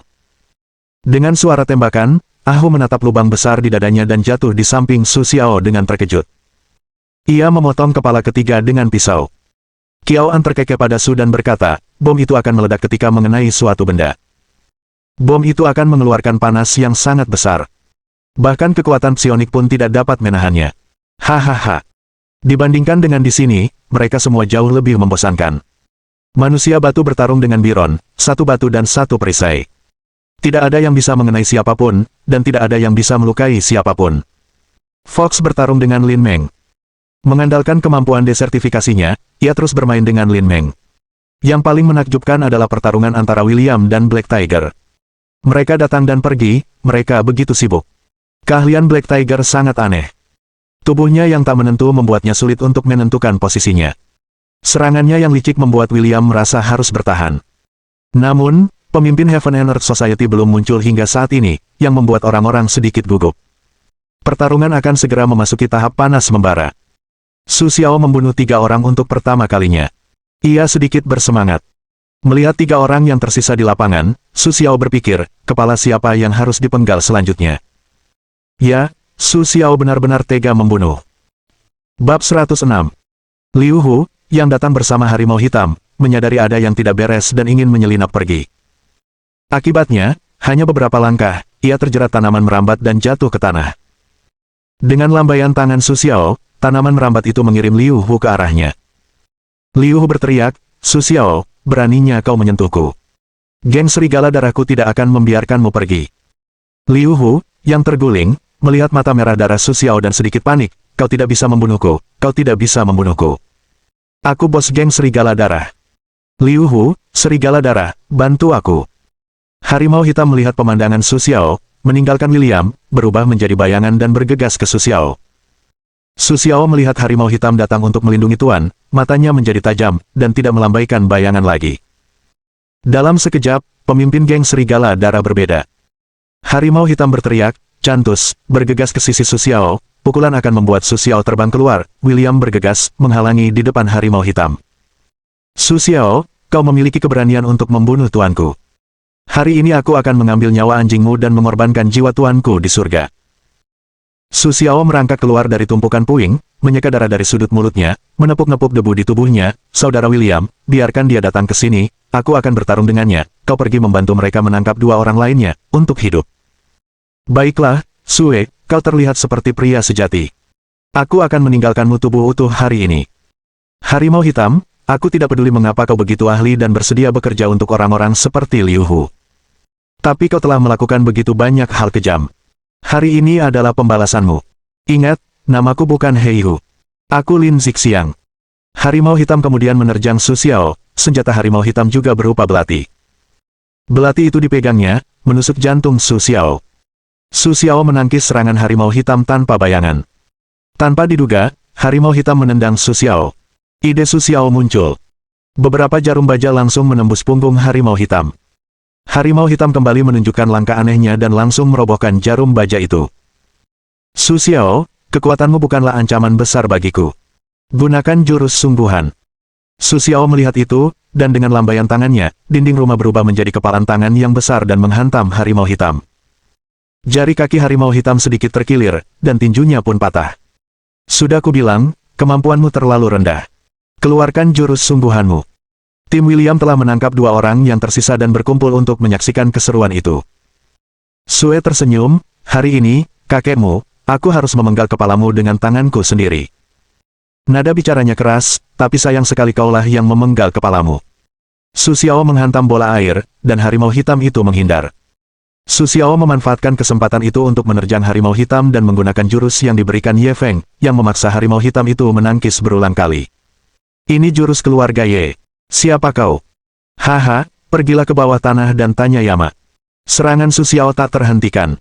Ia sesekali membentuk beberapa jarum baja dan bola air. Melihat dirinya terdesak, harimau hitam itu menangkis serangan Su Xiao dengan belati. Kemudian, dengan lambaian tangan kirinya, energi sejati di tubuhnya tergerak, dan energi sejati itu berubah menjadi harimau hitam dan menerjang Su Xiao. Su Xiao tak bisa mengelak, terkena hantaman, muntah darah, dan terlempar. Su Xiao. William dan beberapa orang melihatnya, ingin maju untuk membantu, tetapi mendengar suara Sue yang tersenyum, saudara William, aku baik-baik saja, jangan ikut campur, aku ingin membunuhnya.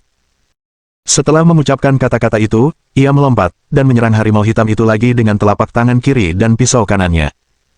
Ritme, skill, percuma saja kau menyerang dengan jurus seperti ini. Di saat kritis, suara sistem terdengar. Master System, dia lebih hebat dariku, bagaimana caranya bertarung? Siapa bilang dia lebih kuat darimu? Kau tak bisa mengalahkannya. Bayangkan perasaanmu saat menghajar si rambut merah itu. Kau butuh ritme. Kau mengerti ritmenya. Apa gunanya memainkan gaya bertarungmu sendiri dan hanya melahap jurus yang diberikan sistem dan orang lain? Sebuah kata membangunkan si pemimpi, dan Su Xiao tiba-tiba tersadar. Pantas saja aku selalu merasa penuh kemampuan. Aneh rasanya menggunakannya. Aku tak pernah memikirkan jurus apapun, atau bahkan mengamati prinsip pengoperasian kekuatan. Aku hanya mengandalkan sistem secara membabi buta. Aku melewatkan banyak hal. Kenapa Yan Xiao bisa menembakkan bola api sesuka hati, tapi dia butuh bantuan makhluk asing? Kenapa kau tak bisa memanggil api dan air sesuka hati? Kenapa aku merasa begitu kuat tanpa bayangan, tapi aku tak bisa memaksimalkan kemampuannya?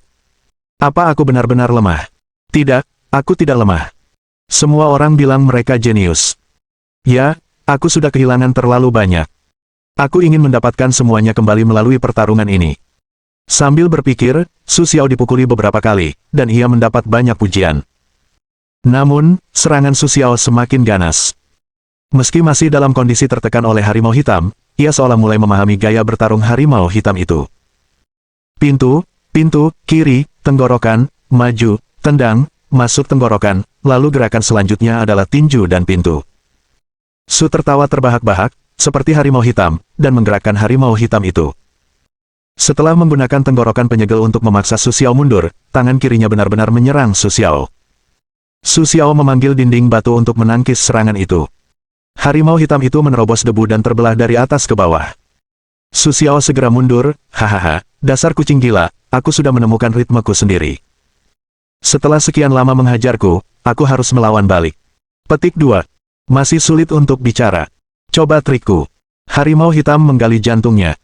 Dengan itu, tampaknya harimau hitam itu benar-benar menjelma menjadi harimau hitam yang mengaum, memegang belati, dan menyerbu Su Xiao. Su Xiao tidak menyerah, tetapi tidak menghindar. Ia begitu marah hingga melambaikan telapak tangannya dengan ringan. Sesaat, Su Xiao memainkan 8.864 telapak tangan. Angin telapak tangan dipenuhi ki asli dan membentuk pola 8 trigram. Su Xiao menginjak kaki kanannya ke tanah dan bertarung melawan harimau hitam itu. Harimau hitam dan 8 trigram bertabrakan, dan 2 ki asli bertabrakan, menghasilkan ledakan. Keduanya terpental, menghantam dinding, dan jatuh. Baguas Hang, siapa kau? Kenapa kau punya begitu banyak jurus? Kau kekuatan atau pendekar kuno? Haha, kucing kecil sakit, ingat, kakek musuh adalah Raja Maha Kuasa. Su Xiao meraung sambil tersenyum dan memukul tanah dengan kedua tangannya. Perlahan-lahan, api keluar dari tubuhnya. Hahaha, aku berhasil. Aku bisa memanggil api. Aku tidak perlu bergantung pada korek api lagi. Su Xiao dilalap api, perlahan-lahan menjadi seorang pemadam kebakaran, bergegas menghampiri harimau hitam. Kucing sakit, hari ini biarkan kau merasakan telapak tangan 8 trigram api kakek. Ki sejati dan api dari telapak tangan 8 trigram menyatu. Satu persatu, naga api dengan angin telapak tangan menghantam harimau hitam. Harimau hitam itu bergerak semakin cepat, dan perlahan berubah menjadi bayangan gelap. Kau benar-benar mengira aku vegetarian. Hari ini aku akan memberitahumu siapa aku. Dengan itu, otot-otot harimau hitam itu membumbung tinggi dan berubah menjadi bentuk yang berbeda. Ia berubah menjadi bayangan lagi dan menerjang Su Xiao. Harimau hitam itu telah membuang belatinya dan menghantam Su Xiao dengan sepasang tinju. Su Xiao pun bertemu dengannya. Tanpa diduga, kekuatan dan kecepatan harimau hitam itu benar-benar berbeda dari sebelumnya. Kekuatannya meningkat 2 tingkat. Hanya dengan 3 gerakan, Su Xiao telah tersungkur. Sebelum Su Xiao sempat bereaksi, harimau hitam itu muncul di kepala Su Xiao dan menembaknya hingga jatuh. Su Xiao jatuh ke tanah, menghantam lantai, dan jatuh ke lantai 9. Harimau hitam itu melompat turun bersama Su Xiao, mencengkeram kerah baju Su Xiao, dan langsung menghantam wajah Su Xiao. Melihat pemandangan ini, Su Xiao berpikir dalam hatinya bahwa sebuah kesempatan telah tiba. Ia mengeluarkan Wuying dan menebas lengan harimau hitam itu. Rao mengira harimau hitam itu mundur dengan cepat, tetapi ia membiarkan Su Xiao menebas lengannya, dan darah mengucur deras. Su Xiao tertawa pelan dan melayang di udara. Awalnya, penggunaan elemen angin itu ajaib. Bagi Guwu, kemampuan angin adalah yang terkuat. Begitu. Hahaha. Su Xiao tiba-tiba tertawa terbahak-bahak. Harimau hitam, selamat tinggal. Sambil memegang sadoles, ia bergegas menuju harimau hitam itu. Itu adalah jurus yang sama yang diajarkan Ye Feng kepada Su Xiao. Namun kali ini, jurus Su Xiao sedikit berbeda. Tampaknya ia memiliki sedikit lebih banyak pemahaman dan energi. Seketika sadoles meninggalkan sejumlah luka di tubuh harimau hitam itu, wajah harimau hitam itu tampak tak percaya. Mustahil, belatimu benar-benar beracun. Kentut, tinjumu masih beracun. Su Xiao menempel pada harimau hitam itu, dan belati itu terus berputar, meninggalkan banyak bekas luka. Dengan pukulan terakhir, Su Xiao menusukkan belati ke dada harimau hitam itu, dan wajah harimau hitam itu tampak tak percaya. Harimau hitam, menyerahlah. Su Xiao menatap harimau hitam itu dan berkata. Meskipun harimau hitam itu penuh luka, ia tetap menolak untuk menundukkan kepalanya, nadanya masih penuh kutukan yang ganas, kentut. Kakekmu, harimau hitam, tidak pernah turun. Terserah kau untuk membunuhnya. Baiklah, aku bertanya padamu, apakah kau pernah membunuh orang tak bersalah selama bertahun-tahun ini? Sue menatapnya sambil tersenyum dan bertanya. Harimau hitam itu terdiam, menatap langit-langit. Setelah setengah menit, apakah pembalasanku akan datang? Tahun itu, Heihu tidak disebut Heihu. Namanya Lin Zixiang. Ia adalah murid utama Heihumen, sebuah perguruan bela diri kuno berukuran sedang. Ia memiliki nama jenius dan memiliki kehidupan yang sangat baik. Kemudian, Heihu yang kebingungan itu diam-diam menjadi pemburu bayaran tanpa tahu alasannya. Muda, ia tidak berakal sehat. Ia menerima imbalan atas pencurian dan menyentuh sebuah keluarga di ibu kota, tempat orang biasa bisa bersikap lancang. Harimau hitam ditemukan, dikejar, dan lari ke pinggiran kota, bersembunyi di sebuah keluarga. Keluarga itu adalah seorang janda dengan seorang gadis. Kemudian, agar tidak ditemukan, harimau hitam membunuh semua janda dan putrinya. Akhirnya, harimau hitam menyelamatkan nyawanya dan melarikan diri. Harimau hitam, kau punya hati nurani terakhir. Jika kau mengakui kejahatan ini, kau bisa pergi bersama tuanmu dengan selamat. Melihat situasi ini, Su Xiao tidak dapat melihat bahwa harimau hitam telah membunuh orang tak bersalah tanpa pandang bulu. Setelah itu, Su Xiao menarik Wu Ying keluar dari harimau hitam dan memenggal kepala harimau hitam itu. Kepala harimau hitam itu jatuh ke tanah, berkedip 3 kali, lalu menutup matanya selamanya. Namun, anehnya, begitu banyak orang yang dipenggal Wu Ying tidak berlumuran darah. Hanya kilatan cahaya dingin yang membuat orang-orang ketakutan. Tanpa sadar, mereka mulai gemetar. Bab 107. William berlima melihat Su Xiao berhasil mengalahkan harimau hitam, dan mereka semua memuji Su Xiao. Selamat kepada Tuan Su. Aku telah memperoleh banyak wawasan dalam pertempuran ini. Tak lama lagi, kekuatanku pasti akan meningkat pesat. Haha, Saudara William, aku ingin meminjam kata-kata keberuntunganmu. Apa kalian berdua punya sesuatu untuk dikatakan? Su Xiao menatap Dong Su dan Lin Meng yang tertangkap, dengan senyum dingin, di mana ketua kalian? Mengapa kalian ingin bekerja sama dengan geng Serigala Darah? Lin Meng sangat arogan, Su Xiao, aku sarankan kau untuk melepaskan kami. Kau tak pernah membayangkan bahwa langit dan bumi akan begitu kuat sehingga kau akan segera dikirim untuk membunuhmu. Pada saat itu, percuma saja kau berlutut dan memohon belas kasihan. Su Xiao menarik pisaunya lagi, kepala Lin Meng melayang, berputar 2 kali, dan jatuh ke tanah, memercikkan darah ke Dong Su. Su menatap Dong Su sambil tersenyum, aduh, akhir-akhir ini aku jatuh cinta pada hal melihat kepala orang lain. Bagaimana? Apa kau punya sesuatu untuk dikatakan? Dong Su, yang ketakutan setengah mati, berteriak, jangan bunuh aku, kataku. Perkumpulan Langit dan Bumi, geng terbesar di dunia, bukanlah sebuah geng melainkan sebuah organisasi kerajaan yang sangat besar. Organisasi ini memiliki kelasnya sendiri yang unik, industri yang besar, cabang di seluruh dunia, dan kerjasama dengan organisasi-organisasi besar dunia, yang semuanya menandai kebesaran perkumpulan Langit dan Bumi. Perkumpulan Langit dan Bumi bukanlah organisasi para ahli yang paling kuat. Namun, ia adalah organisasi dengan jumlah ahli terbanyak. Semua orang aneh dan cendekiawan di seluruh dunia tertarik pada perkumpulan Langit dan Bumi. Tidak ada yang tahu siapa presiden perkumpulan Langit dan Bumi, dan disiplin organisasinya sangat ketat, hubungan antara atasan dan bawahan jelas, manajemen hierarkis dan kemampuan penetrasinya terlalu kuat, sehingga tidak ada yang bisa sepenuhnya melenyapkan mereka. Dan organisasi ini telah ada sejak lama. Ada banyak hal dalam sejarah, dan semua orang bahkan tidak tahu arti keberadaan perkumpulan langit dan bumi. Ini adalah tempat yang paling mengerikan. Cabang perkumpulan langit dan bumi di kota X bergantung pada keberadaan cabang di ibu kota. Biasanya cabang ini berperan untuk cabang di ibu kota. Karena lokasi geografisnya yang lebih baik, perkumpulan ini tetap mengirimkan 6 orang berkuasa untuk mengelolanya. Tugas mereka sangat sederhana, yaitu mengembangkan geng dan industri di kota X. Kerjasama dengan Liu Hu ini terjadi karena Liu Hu memberikan sebuah chip kepada presiden cabang kota X, sehingga insiden King Bang terjadi. Setelah Yan Xiao meninggal, presiden sudah melarikan diri. Sekarang dia seharusnya sedang dalam perjalanan ke markas. Jadi sekarang kalian bahkan musuh seluruh dunia. Lepaskan aku. Aku berjanji akan kembali dan memaafkanmu. Jangan naif, Dong Su. Entah kami melepaskanmu atau tidak, hasilnya tetap sama. Kau benar-benar mengira kami bodoh. Su Xiao mencibir lagi.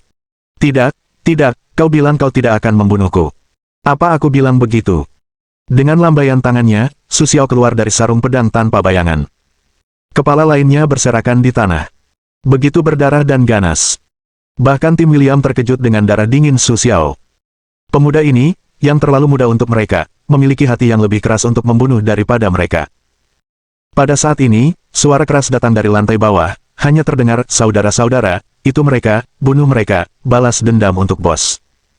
Ratusan orang menyerbu sambil membawa pisau. 3 menit kemudian, tak seorang pun yang bisa berdiri, dan semuanya terbaring di tanah meratap. Su Xiao menatap dingin para antek yang jatuh ke tanah, bak dewa perang. Namun kali ini, Su Xiao tak lagi membunuh. Melihat kekuatan Su Xiao, para antek itu pun ikut melarikan diri. Di luar jendela, hujan mulai turun, hujan musim gugur dan angin dingin, membuat orang menggigil dalam tidurnya. Su Xiao meminta William untuk kembali duluan, sementara William duduk sendirian di atap Hotel Tiandi, memandangi jalanan di luar. Di tengah hiruk-pikuk kota, tak ada lalu lintas malam yang tak henti-hentinya. Su Xiao sendirian, basah kuyup di tengah hujan pada pukul 3 pagi, diam-diam menyalakan sebatang rokok dan menelepon. Wang Qiang, panggil saudara-saudara. Sebelum fajar, selesaikan semuanya. Cabang geng Serigala Darah dan Klub Tiandi di kota X sudah tamat. Semua anggota, orang biasa, akan tinggal dan berurusan dengan orang lain yang akan saling berhubungan, dan jangan terima semua urusan Hotel Tiandi untuk sementara waktu. Kalian bisa terima mereka saat aku yang mengurusnya. Tanpa menunggu Wang Qiang menjawab, Su Xiao menutup telepon dan menghisap rokoknya dalam-dalam. Suara sistem terdengar lagi. Ding, selamat kepada tuan rumah, selesaikan tugas, hukum kejahatan, biarkan harimau hitam mengaku bersalah, hadiah 150 poin pengetahuan, tarik kesempatan. Ding, selamat kepada tuan rumah. Dia kejam dan tak kenal ampun saat menyelesaikan tugas bersembunyi. Dia harus membunuh sendiri 5 penjahat dari cabang kota X dari perkumpulan langit dan bumi. Dan dapatkan 1.500 poin pengetahuan dan undian berhadiah. Ding, selamat kepada tuan rumah. Jika Anda mendapatkan kupon diskon sistem ini, produk apapun yang Anda beli selanjutnya akan dianggap sebagai diskon 20%. Ding, selamat kepada tuan rumah. Anda bisa memahami gerakannya sendiri. Pengendalian elemen air tingkat menengah ditingkatkan menjadi pengendalian elemen air tingkat lanjut. Pengendalian elemen api tingkat menengah ditingkatkan menjadi pengendalian elemen api tingkat lanjut, dan keterampilan bela diri dasar ditingkatkan menjadi keterampilan bela diri tingkat lanjut. Ding, permisi, apakah ada kesempatan untuk melunasi utang dan mengikuti undian sekarang?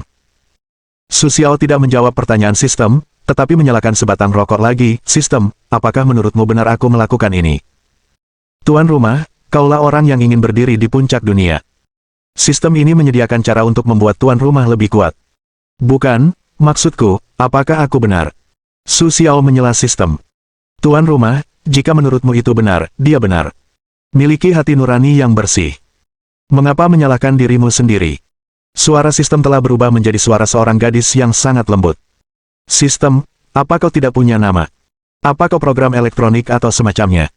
Apa asal-usulmu dan mengapa kau ada di dalam diriku? Kau sepertinya tidak pernah mengatakan itu. Su Xiao menatap hujan yang turun di langit malam dan menanyakan pertanyaan yang selama ini ia perjuangkan. Jangan katakan itu, diam, jingga tidak tahu. Kenapa? Di mana ini? Ding, kesalahan sistem, mati dan mulai ulang. Ding, sistem mulai ulang, sistem rusak, kerentanan sedang diperbaiki, perkiraan waktu perbaikan 12 jam, bip. Setelah suara arus listrik yang kuat dan keras, sistem menjadi tenang, tetapi hati Su Xiao semakin bingung. Kenapa Tadi, suara itu jelas bukan suara sistem, itu jelas suara seseorang yang penuh perasaan. Dari mana asal sistem ini?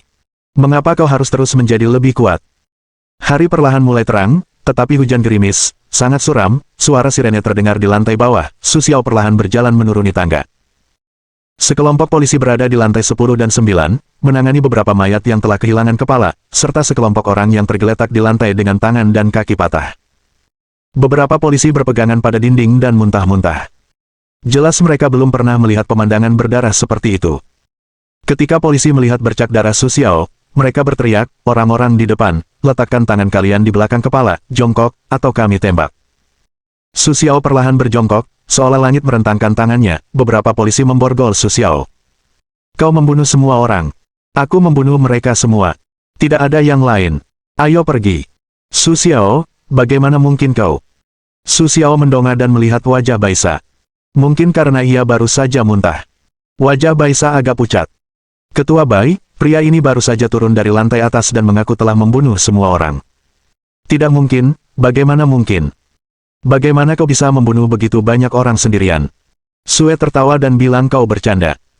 Melihat tubuh Su Xiao yang berlumuran darah, Baisa berteriak cemas. Ia meraih Su Xiao dengan tangannya. Matanya berkaca-kaca. Ia tak percaya. Mengapa pria yang ia rindukan sekarang berdiri di hadapannya dan berkata pada dirinya sendiri bahwa ia adalah iblis yang baru saja membunuh geng besar dan membunuh 7 orang. Tak peduli Su Xiao berlumuran darah, Baisa memeluk Su Xiao erat-erat.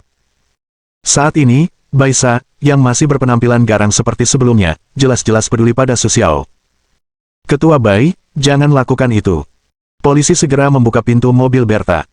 Hati Su Xiao terasa masam dan sepat. Ia tak menyangka Baisa, yang hanya memiliki sedikit sisi, memiliki perasaan seperti itu terhadap dirinya sendiri.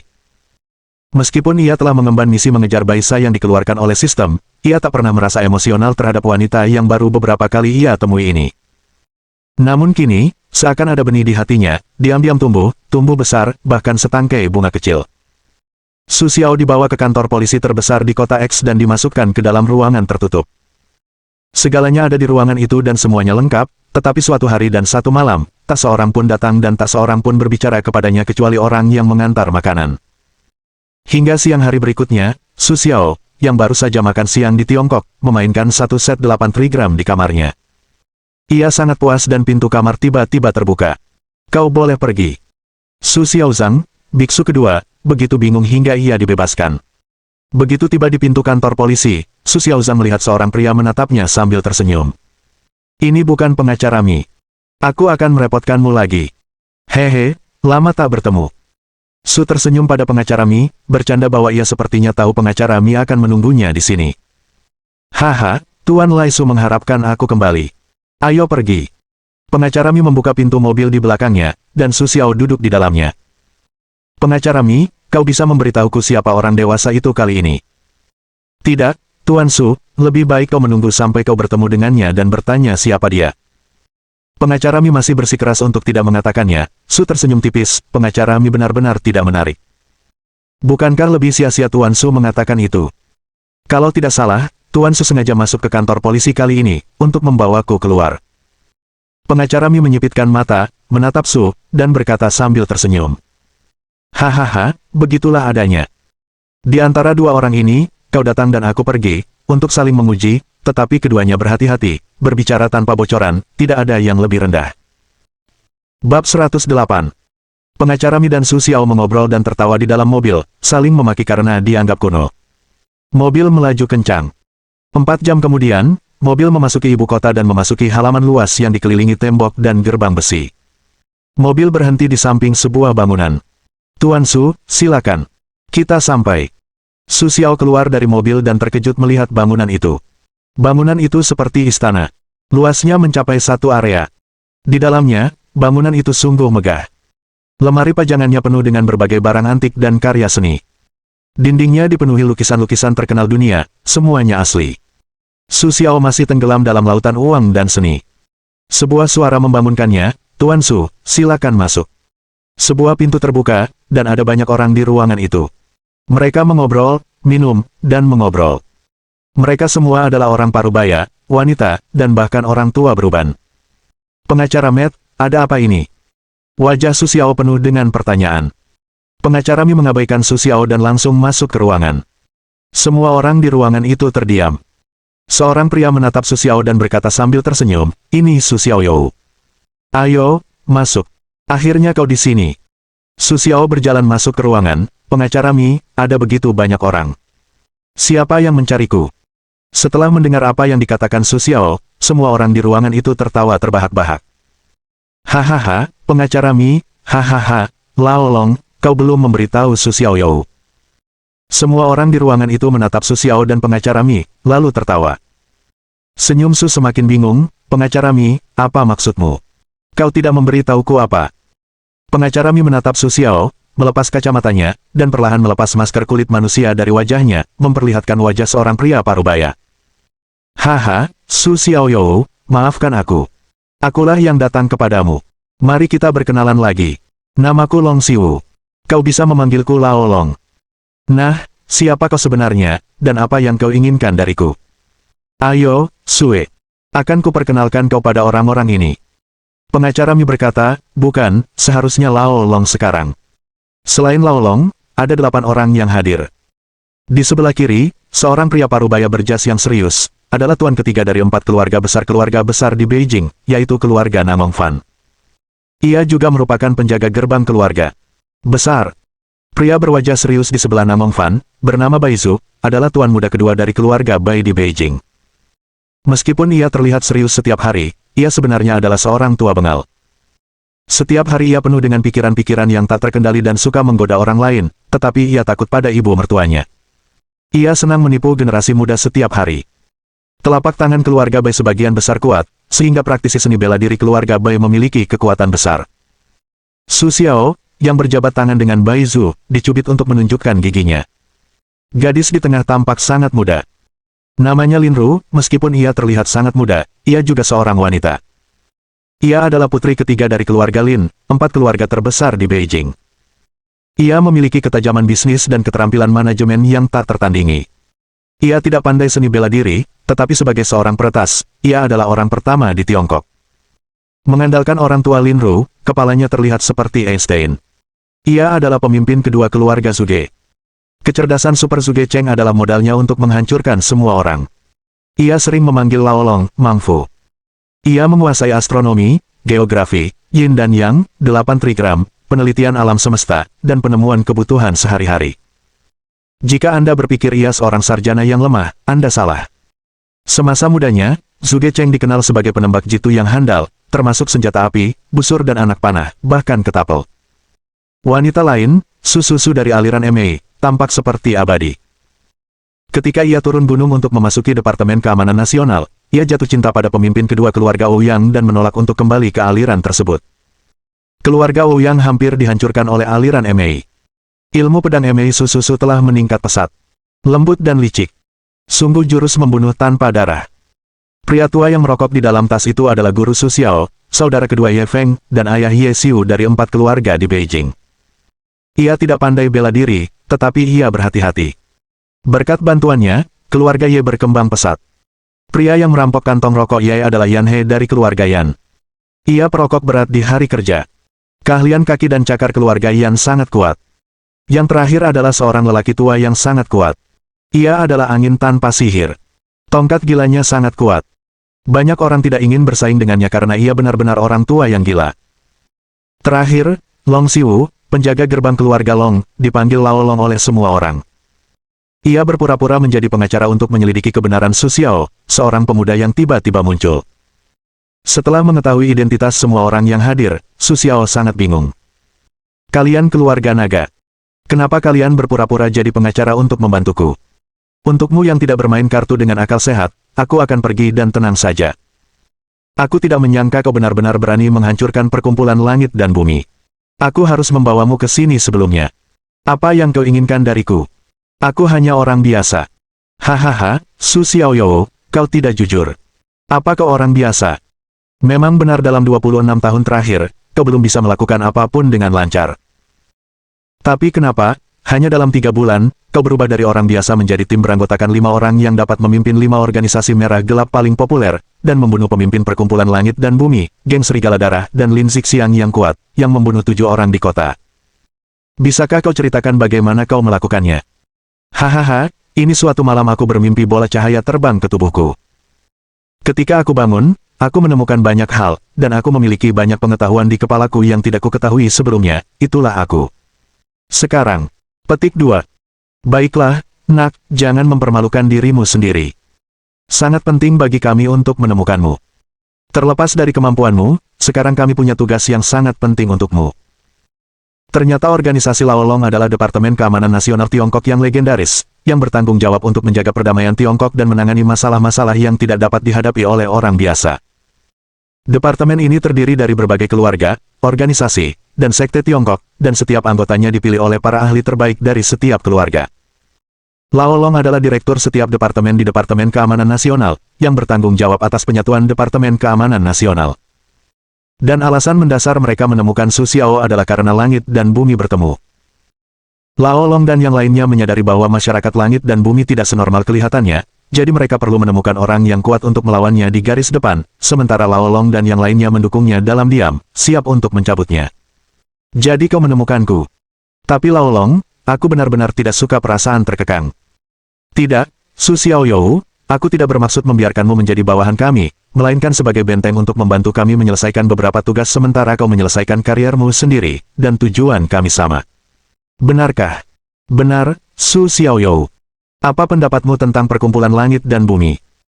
Menurut pendapat saya, sebagai organisasi terbesar di dunia, perkumpulan langit dan bumi mengembangkan industrinya sendiri secara diam-diam, tanpa terlibat dalam perang atau bisnis.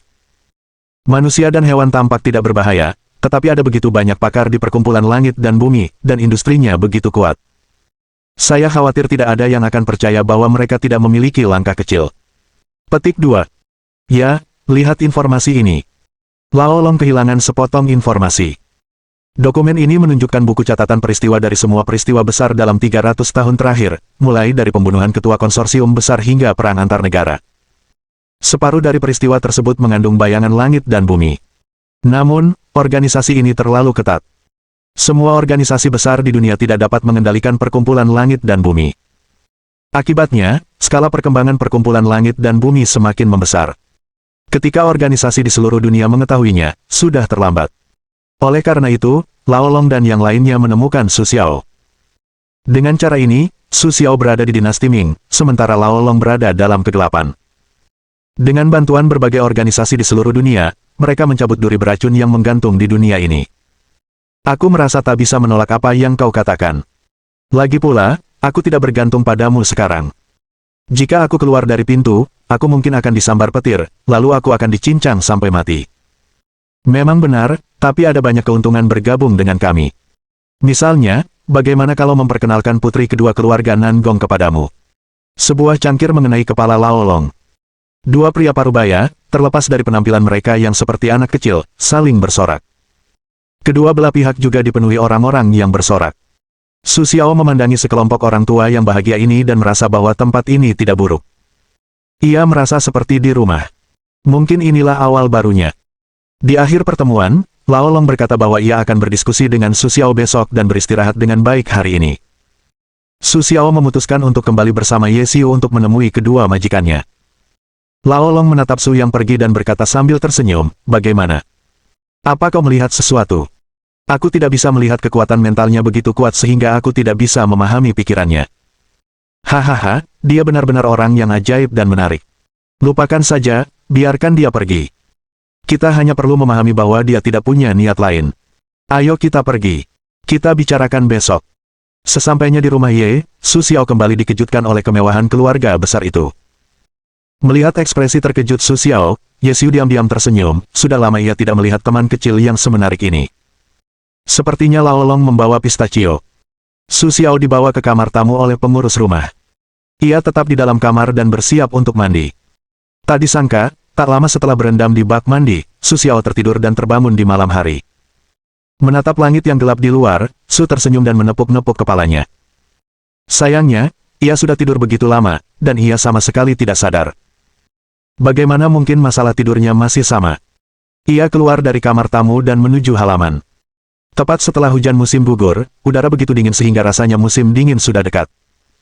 Awalnya, ia ingin mengunjungi kedua majikan hari ini, tetapi ia baru bisa tidur saat itu.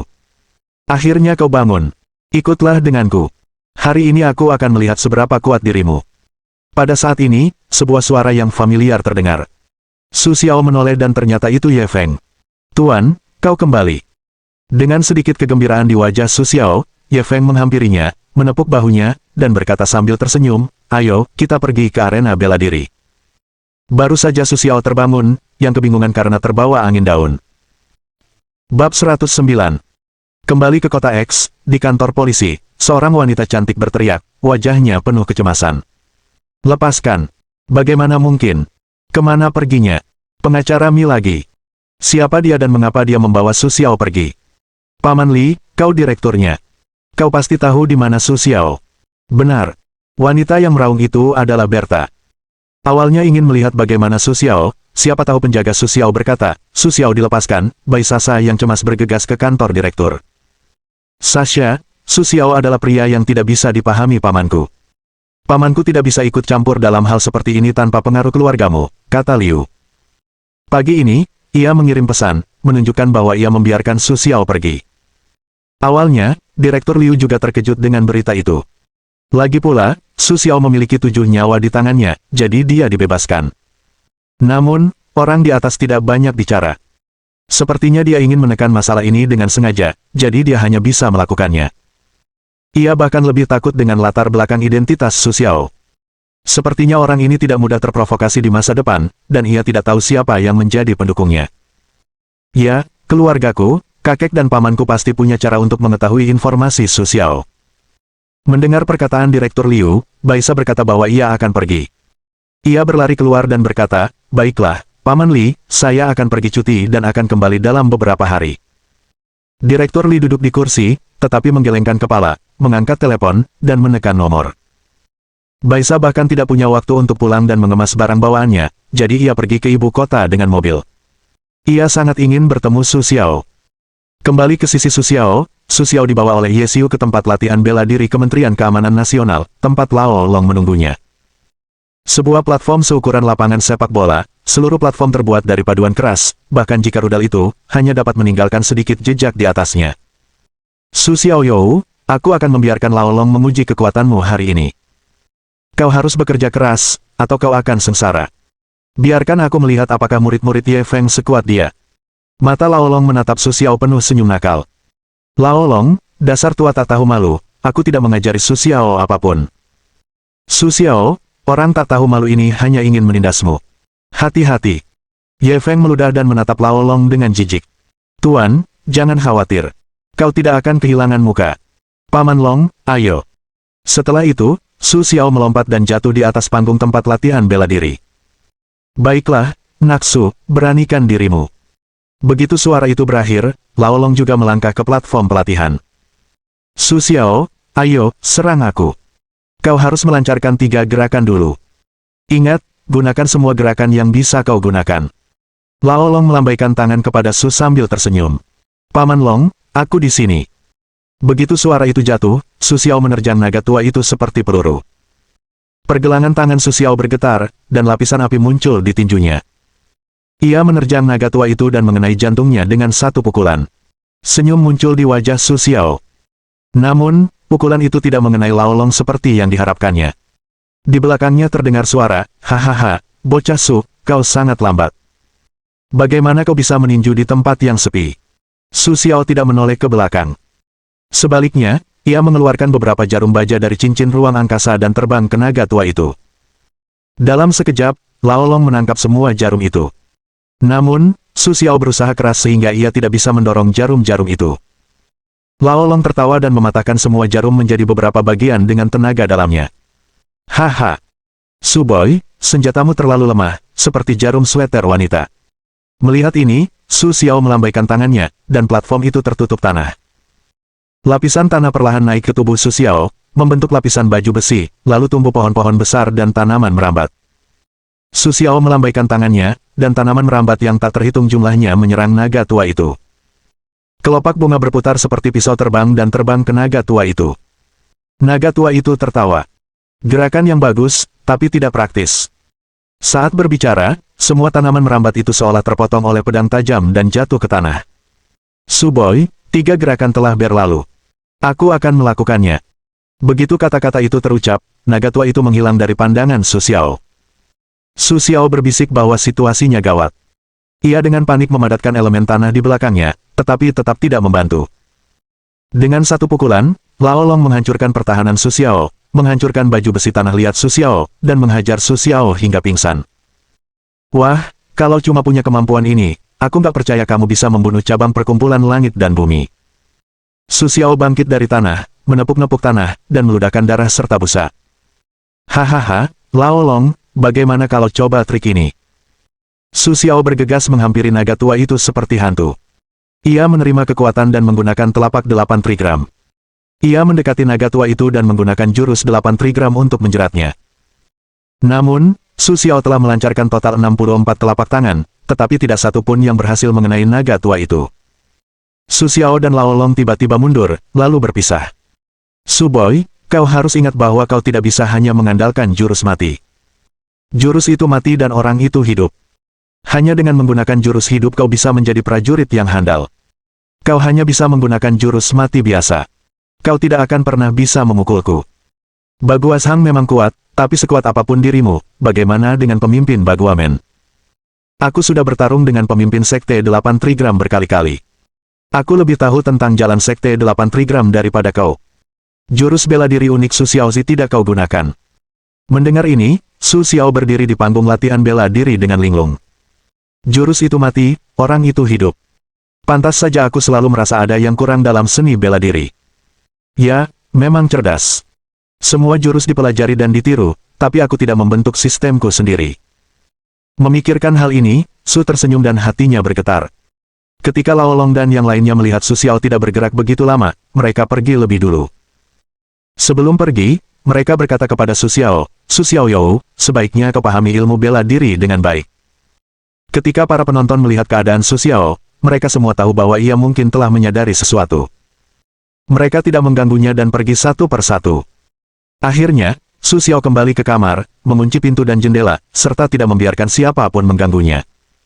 Maka ia pun mulai mendalami ilmu bela diri dengan sepenuh hati. Namun, tak disangka Su Xiao hanya tinggal 3 hari. Keesokan harinya, Bai Sasa akhirnya datang menemuinya. Ia tahu Su Xiao telah mengunci diri di dalam kamar dan hanya bisa berdiri di luar dengan tergesa-gesa. Namun, ia lega mendengar kabar dari Paman Baizu bahwa Su Xiao baik-baik saja. Keesokan harinya, melihat Su Xiao tidak menunjukkan tanda-tanda apapun, Bai Sasa pun tak bisa diam. Ketika ia menemukan Ye Xiu dan Lao Long, ia bertanya, Paman Long, Paman Ye, mengapa Su Xiao tidak keluar? Ada apa dengannya? Hahaha, Su Xiaoyou telah banyak diuntungkan. Sekarang dia sedang mencari jalannya sendiri. Lao Long tertawa, sama sekali tidak khawatir. Tao, jalan apa itu? Berta tidak mengerti. Entahlah. Baginya, itu mungkin jalan bertahan hidup, seni bela diri, atau kehidupan. Singkatnya, ketika dia meninggalkan celah itu, dia akan menjadi Su Xiao yang baru. Pagi-pagi sekali di hari keempat, Lao Long dan istrinya sedang rapat. Sekelompok orang berdebat tentang bagaimana menghadapi organisasi teroris yang memasuki Tiongkok. Lao Long, Zuge, dan yang lainnya berpikir bahwa yang terbaik adalah mengirim beberapa orang kuat langsung ke masa lalu dan menghancurkan mereka semua sekaligus. Sementara itu, menurut pendapat Namong dan yang lainnya, seni bela diri dan kekuatan kuno semakin terekspos di mata masyarakat, dan akibatnya semakin serius. Oleh karena itu, paling aman adalah mengirim pasukan khusus biasa. Tentu saja ada sekelompok penggemar dan penonton, dipimpin oleh White Candle. Tepat ketika mereka bertengkar hebat hingga harus berkelahi, Baisa tiba-tiba masuk, Paman Long, Su Xiao sepertinya sudah keluar, tapi dia sudah pergi. Bantu aku menemukannya. Pagi harinya, Baisa ingin menemui Su Xiao, tetapi ia mendapati pintu terbuka lebar, tetapi Su Xiao tidak ada di dalam ruangan. Dengan tergesa-gesa, ia harus mencari Lao Long.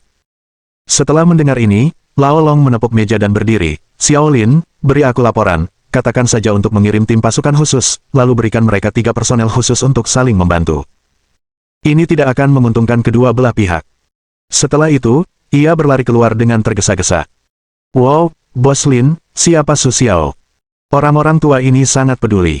Kau tidak tahu. Konon katanya dia anak laki-laki dari bawah. Dia sangat kuat. Dia juga diterima sebagai murid oleh Ye Feng, penjaga gerbang keluarga Ye. Konon Lao Long telah menunjuknya sebagai penerusnya. Tidak, benarkah? Set, kabar angin, baiklah, kalian pergi bekerja. Jangan berurusan dengan para pemimpin seharian. Ayo, pergi.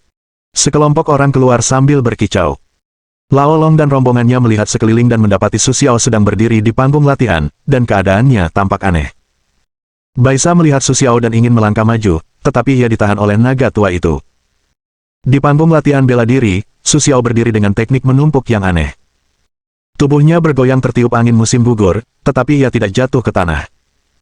Pakaiannya tampak seperti berburu ditiup angin musim gugur yang pelan. Lao Long dan rombongannya memperhatikan Su tersenyum lama sekali. Mereka kesal.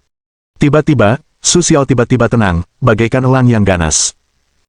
Seluruh pakaian Su Xiao tiba-tiba terkoyak, berubah menjadi potongan-potongan kain, yang jatuh ke tanah, menyisakan bagian dalamnya yang kecil.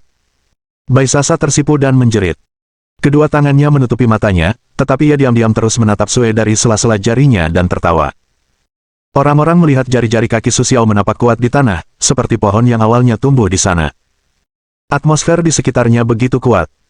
Su Xiao tiba-tiba membuka matanya, menatap lingkaran naga tua itu, perlahan mengeluarkan satu set pakaian dari cincin ruang angkasa, lalu perlahan mengenakannya.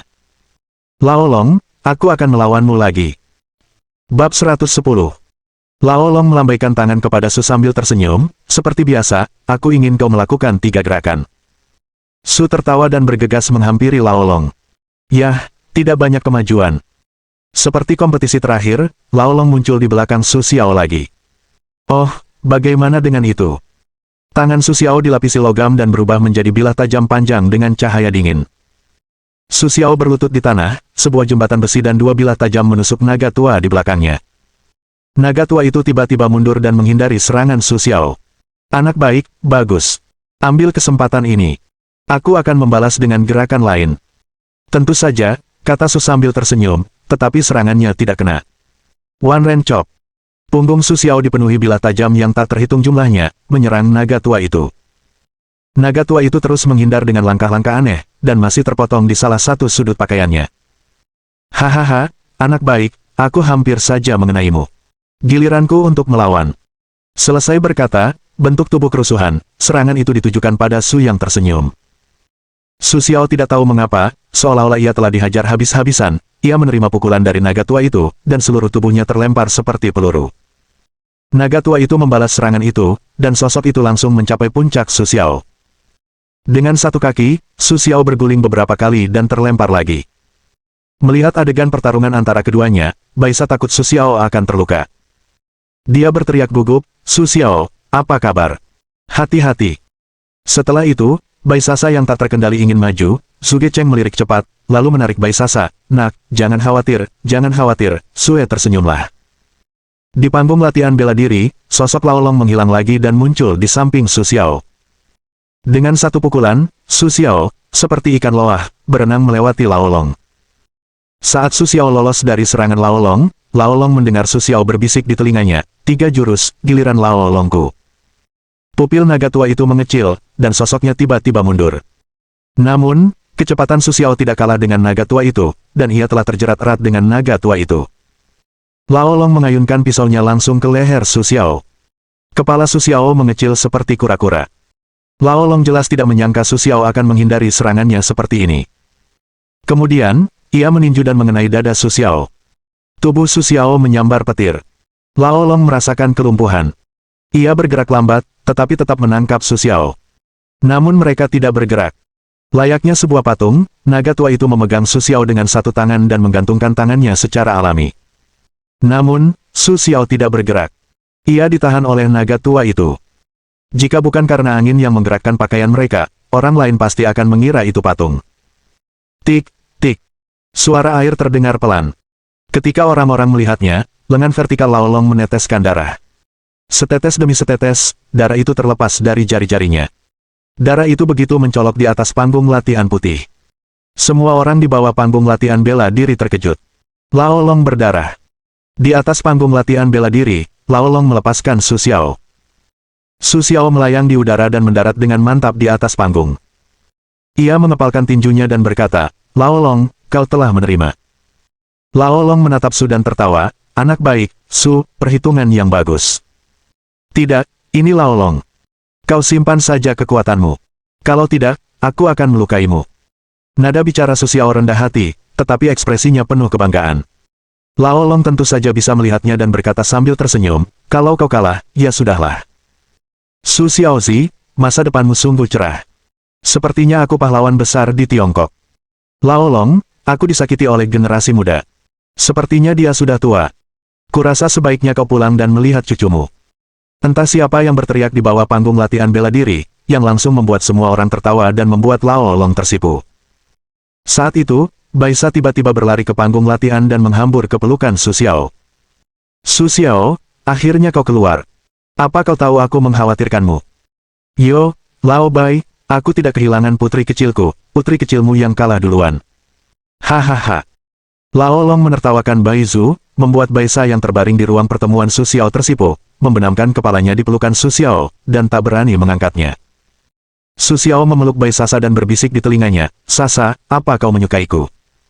Basya mengangguk malu-malu dan memeluk Sue lebih erat. Adegan ini bahkan membuat orang-orang tua tertawa. Ye Xiu bahkan berkata dengan keras, kita semua minum-minum di rumahku malam ini. Kita orang-orang tua sudah lama tidak sebahagia ini. Baiklah, kita semua tidak akan kembali sampai kita mabuk. Sekelompok orang mengadakan perjamuan di rumah Ye Xiu. Mereka saling bertukar cangkir dan gelas untuk sementara waktu. Suasananya sangat ramai. Su Xiao tinggal di sana selama 2 hari lagi, berpikir bahwa masih ada beberapa hal yang belum terselesaikan di kota X ketika ia berencana untuk pergi. Yao Lao juga kebetulan kembali. Guru, maafkan aku. Aku akan pergi segera setelah guru kembali. Sudah waktunya untuk kembali dan melihat-lihat setelah guru pergi beberapa saat. 5 hari kemudian, aku akan membawa hadiah besar sebagai ucapan terima kasih atas kebaikan guru. Su Xiao membungkuk kepada Yao Lao. Anak Su, jika kau mengucapkan kata-kata seperti ini, kau akan melihat dunia luar. Karena kau ada urusan, kembalilah. Jangan tunda urusanmu karena aku. Dokter tua itu tersenyum ramah, sama sekali tidak peduli. Duduk di bus kembali ke kota X, Su tersenyum di dalam bus dan mengingat apa yang terjadi selama 3 hari penutupan.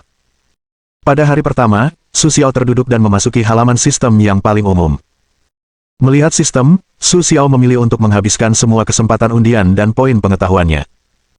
Keesokan harinya, setelah melunasi utangnya, Su Xiao meninggalkan 650 poin pengetahuan dan 2 kesempatan undian. Su Xiao melihat pilihan undian dan memilih untuk mengambil 1 skill dan 1 item. Undian elemen tidak bisa menggunakan tiket undian, yang membuat Su Xiao terdiam.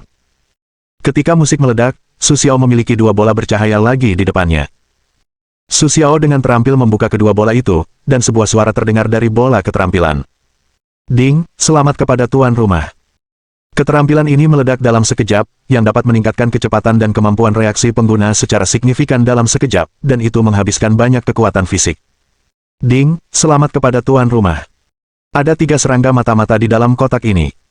Tuan rumah menggunakan darahnya sendiri untuk memberi makan mereka setiap 2 bulan sekali. Jadi, semakin kuat tuan rumah, semakin kuat pula serangganya. Serangga tidur dapat terbang ke hidung musuh, melepaskan gas hipnotis, dan menghipnotis musuh. Serangga pengintai dapat menjadi serangga pengintai tak terlihat, dapat melihat gambar yang dibagikan kepada tuan rumah. Pemakan jantung dapat menyusup ke tubuh musuh, sehingga musuh dapat dikendalikan. Sedikit berbeda, ia akan menjadi pemakan jantung dan mati. Nah, 2 hal ini sangat bagus. Su Xiao kemudian menyalakan mesin lotre dan memilih lotre elemen, dan dentuman musik terdengar, ding, selamat kepada tuan rumah, elemen yang ditarik adalah guntur dan kilat. Kekuatan guntur dan kilat adalah kekuatan terkuat di dunia. Itu melambangkan penghakiman. Tidak ada yang tidak dapat dipecahkan oleh petir. Jika ada, ia akan terbelah. Petik 2. Ding, selamat kepada tuan rumah. Waktu dan efek elemen tidak diketahui. Silakan rasakan sendiri. Melihat 50 poin terakhir, Su Xiao memilih untuk menggambar lagi. Ding, selamat kepada tuan rumah. Kita punya elemen emas untuk mengendalikan evolusi. Sekarang kendali elemen emas telah ditingkatkan ke tingkat lanjut. Bolehkah aku memanggilmu Magneto? Setelah mengundi hadiah, Su Xiaocai menemukan bahwa ruang lotre sistem asli adalah ruang jiwa yang stabil. Selama ia mau, ia bisa tinggal di sini selamanya. Tetapi ia belum pernah menemukannya, dan waktu ruang jiwa ini hanya 1/10 dari waktu di luar. Hari ini, Su Xiao telah mempelajari setiap keterampilan dan benda di ruang sistemnya sendiri, terutama atribut waktu. Ketika berada dalam konsentrasi tinggi, ia dapat memperlambat diri sejenak, tetapi hanya sesaat, tanpa penemuan lain. Keesokan harinya, Su Xiao mempelajari tahunnya sendiri di dunia pikirannya. Dari sistem, ia telah berada dalam siklus gerakan pemakan kematian. Ia terlalu nyaman untuk melihat kekuatan sejati dan tidak tahu apa itu fleksibilitas. Su Xiao terus-menerus menunjukkan gerakannya sendiri, cara bertarungnya sendiri, cara hidupnya sendiri, dan apa arti hidupnya. Setelah memikirkannya, hanya ada satu jawaban, yaitu hidup seperti dirimu sendiri. Ketika ia menemukan maknanya sendiri, Su Xiao sedang memikirkan arti seni bela diri. Mengapa Lao Long begitu mematikan dalam setiap gerakannya? Mengapa kau bilang gerakanmu hanya tampan dan tidak praktis? Ketika Su Xiao memeras otaknya dan tidak dapat menemukan alasannya, sistem itu berbicara. Ding, bodoh, apa yang kau pikirkan saat bertarung? Bagaimana menurutmu? Itu cara tercepat untuk mengalahkan musuh. Ya, saat kau bertarung dengan pria itu tadi, ada pepohonan dan tanaman merambat. Apa yang kau lakukan untuk menghiasi panggung pertarungan? Ya, aku tahu mereka yang tidak bisa melukai naga tua itu, mengapa aku harus melakukan begitu banyak perjuangan yang sia-sia? Bukankah ini bertentangan dengan keinginanku untuk mengalahkan musuh dengan cara tercepat? Jika kau memiliki kesempatan untuk mengalahkan Lao Long, apa itu? Ya, tanpa bayangan. Hanya tanpa bayangan yang bisa memotong segalanya. Hanya prajurit sihir ini yang bisa melukai Lao Long. Gerakan seperti apa yang bisa menyerang naga tua itu? Su Xiao berlatih berulang kali, dan akhirnya menyerah. Mustahil. Dia tak akan pernah bisa menyakiti Lao Long. Tidak, sekuat apapun orang, aku pasti masih kurang. Su tersenyum getir, mengambil bayangan itu, dan berlatih lagi. Tiba-tiba, sebuah aura melintas di benak Su Xiao. Ya, aku tak bisa mengejar Lao Long. Kenapa Lao Long tak berinisiatif mengejarku? Hancurkan lalu berdiri. Ya, hancurkan lalu berdiri. Su Xiao tampaknya gila, memainkan serangkaian teknik pisau yang belum pernah dipelajarinya, dan semakin cepat dia bermain, semakin cepat dia mendapatkannya. Akhirnya, cahaya belati itu benar-benar membentuk diagram 8 diagram. Tiba-tiba, 8 diagram itu rusak lagi. Su Xiao sangat senang. Su Xiao mulai menguji berbagai keterampilannya lagi, berpikir tentang betapa bodohnya dia dan berapa banyak gerakan kuat yang tidak dia mainkan di tangannya sendiri. Pada saat yang sama, pada hari ini, Su Xiao mengetahui bahwa Bai Sasa telah datang menemuinya. Melalui dialognya dengan Lao Long, dia tahu bahwa Bai Zhu adalah pamannya, dan akhirnya mengerti mengapa dia dapat menikmati beberapa hak istimewa di kantor polisi. Su Xiao menemukan bahwa Bai Sa telah berdiri di luar rumahnya selama 2 hari. Dia bahkan bisa merasakan suasana hatinya yang cemas. Dia tahu bahwa pada saat ini, dia benar-benar jatuh cinta pada Bai Sa. Dalam cintanya, ada emosi yang kusut. Mohon dukungan dari omom ante-ante sekalian, buat subscribe atau sharekan novel Mimin ke Facebook kalian, agar channel Mimin bisa terus berkembang. Dengan begitu, Mimin bisa lebih semangat untuk up novel seru lain ke depannya. Buat teman-teman yang sudah subscribe dan sharekan novel Mimin, Mimin ucapkan terima kasih sebanyak-banyaknya. Sekiranya teman-teman menghadapi masalah video diputar dalam bahasa Inggris, coba tukar kepada bahasa Indonesia original melalui cara ini. Semasa mendengarkan, pencet tombol setting di atas kanan video, pilih audio track dan tukar bahasa.